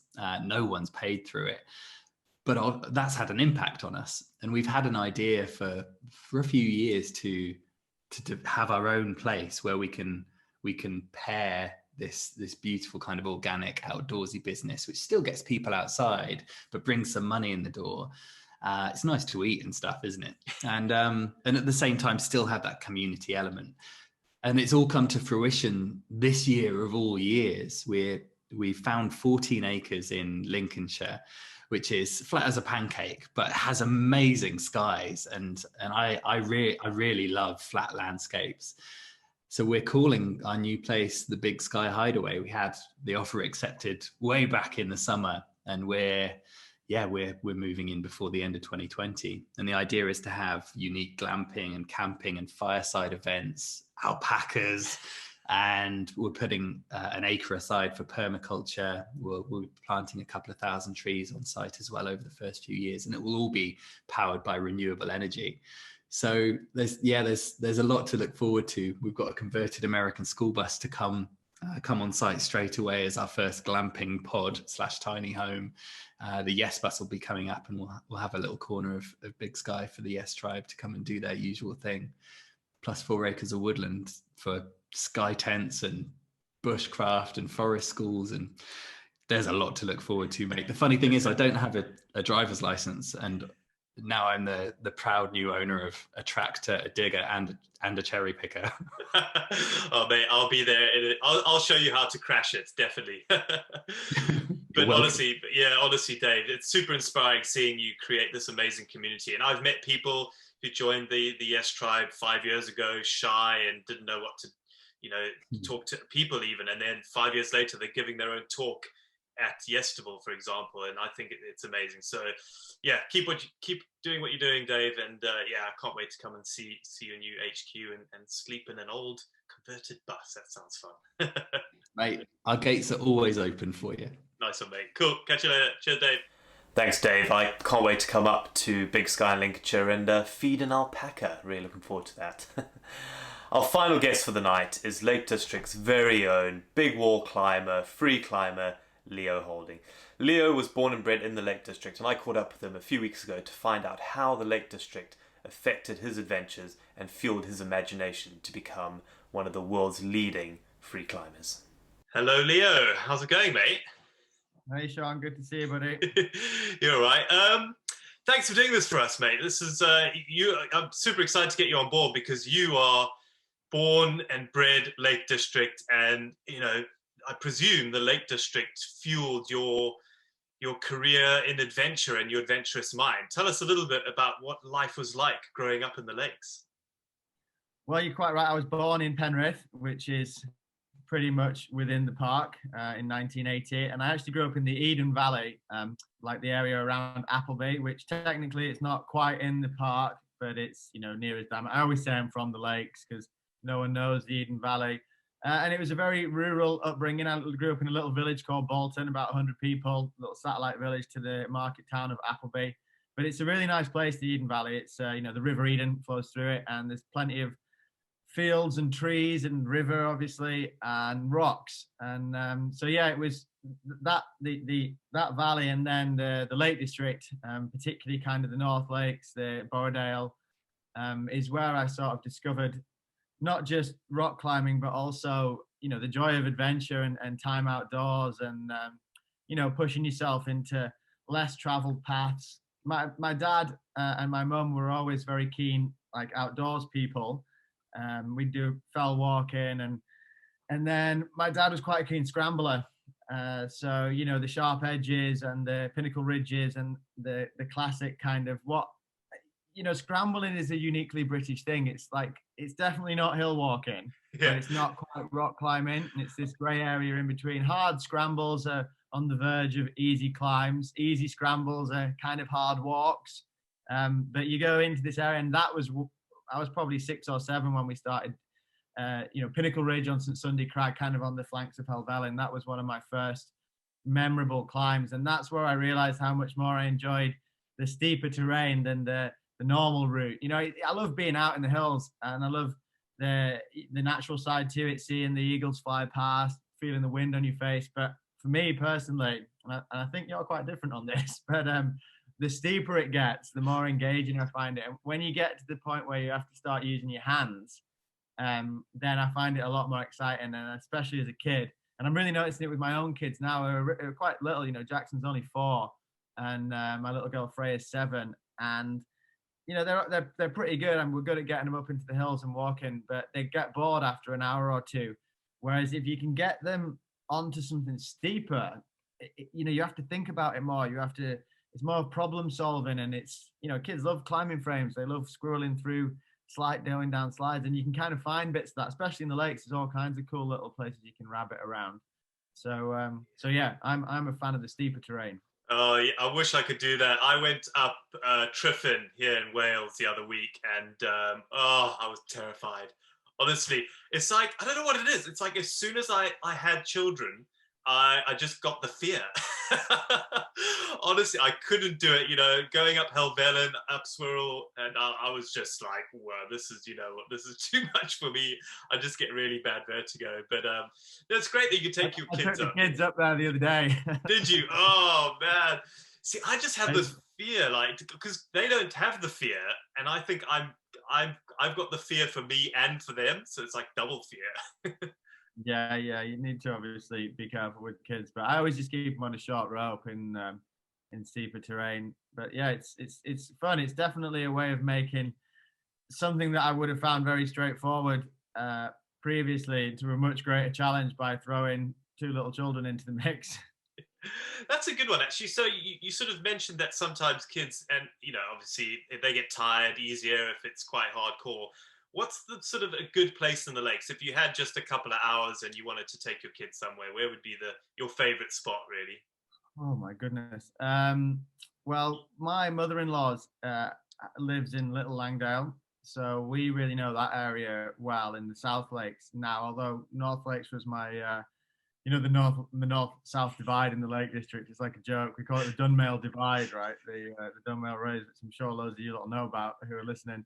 But these days we tend to hang out in the Langdale area a lot. So the quarries are wonderful, the Hodge Close, Cathedral Quarry, all around there. It's great. It's lower, so it's, you know, the high fells are great, but it's not great wandering around in the mist with a young family. And it's a bit of a pig just getting up into the high fells. It's pretty much an hour of slogging up hill, a bit more with little kids to get up. And then you need decent weather. The Lake District is a small mountain range, but, you know, I got caught out the other day, and it was like, wow, this is real. You know, I've been all over the world. I've been in blizzards in Antarctica, lost in the jungle, and this is up there with, we are super committed here in the dark and zero viz. Thankfully, I wasn't with the kids on that occasion.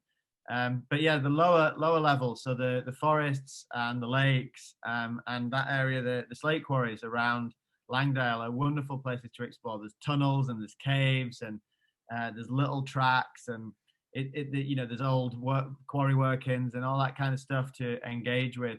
There's footpaths and bridleways and little sneaky sheep trails all over that area, and you know, you can step it up and you can go through the quarries and up onto Weatherland. So we explore that area a lot, and for a more sort of accessible mission, I would say that you could do worse than the slate quarries. Although be careful, because, you know, just my little caveat there, we do a lot of stuff in gnarlier terrain. There's plenty of casual stuff there, but once you start going into the quarries and you start scrambling around, it is dangerous. And quarries are in many ways more dangerous than cliffs, because it's so fresh. You know, those holes were only dynamited in the last century or two, and in geological time it's very fresh, so there's a lot more. You get big rock falls in there. There was one quite recently, so just watch out. If anything looks unstable, stay away from it. But it's a cool place to explore. There's lots of little swimming holes around.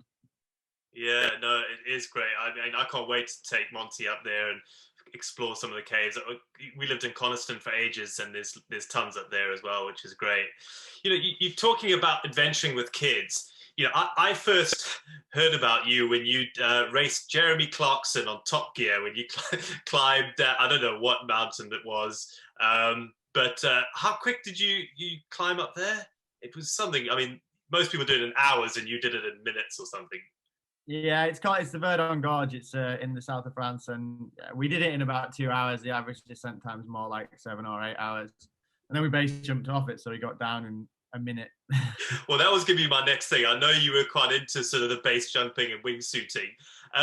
How would you feel if your kids decided that they wanted to follow a similar path in the climbing world as you? Because, I mean, I'm terrified watching you do things like that. I mean, how would you feel?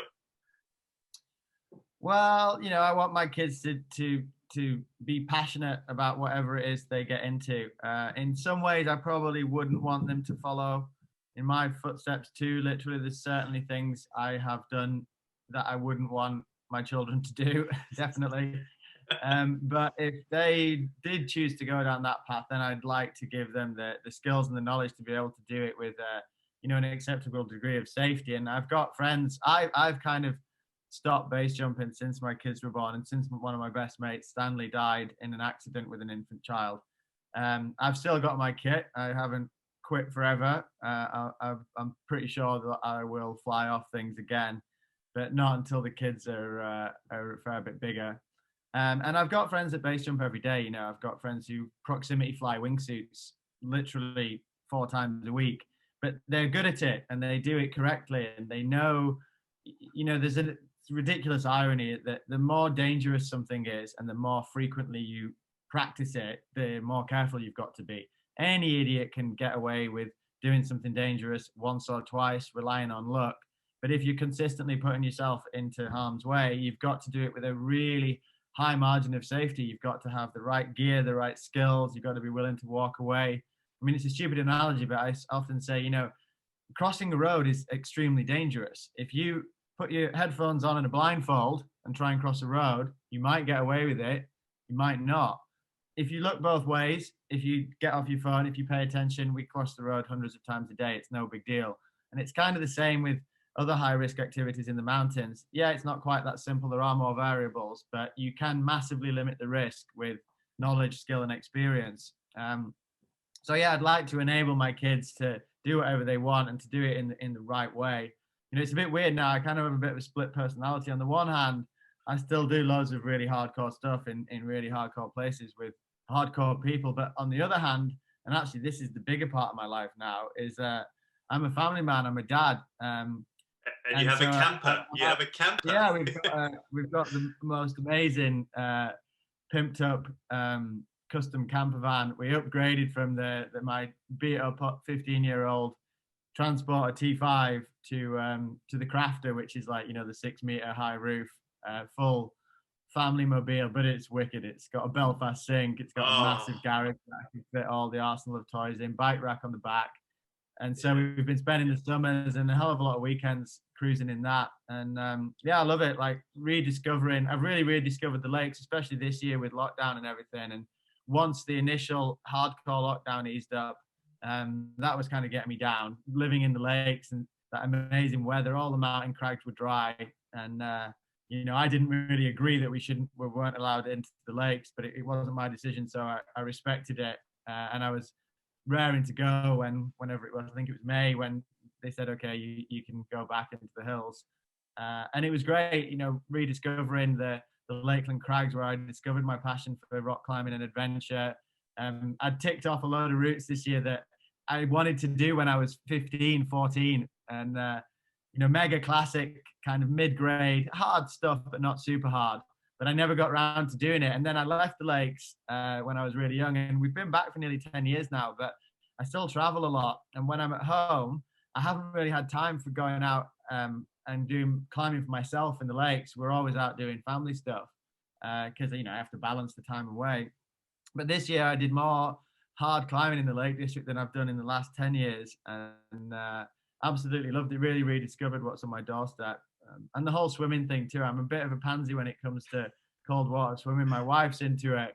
My little girl, she's amazing. But the summer was so good this year that even I was in quite a lot.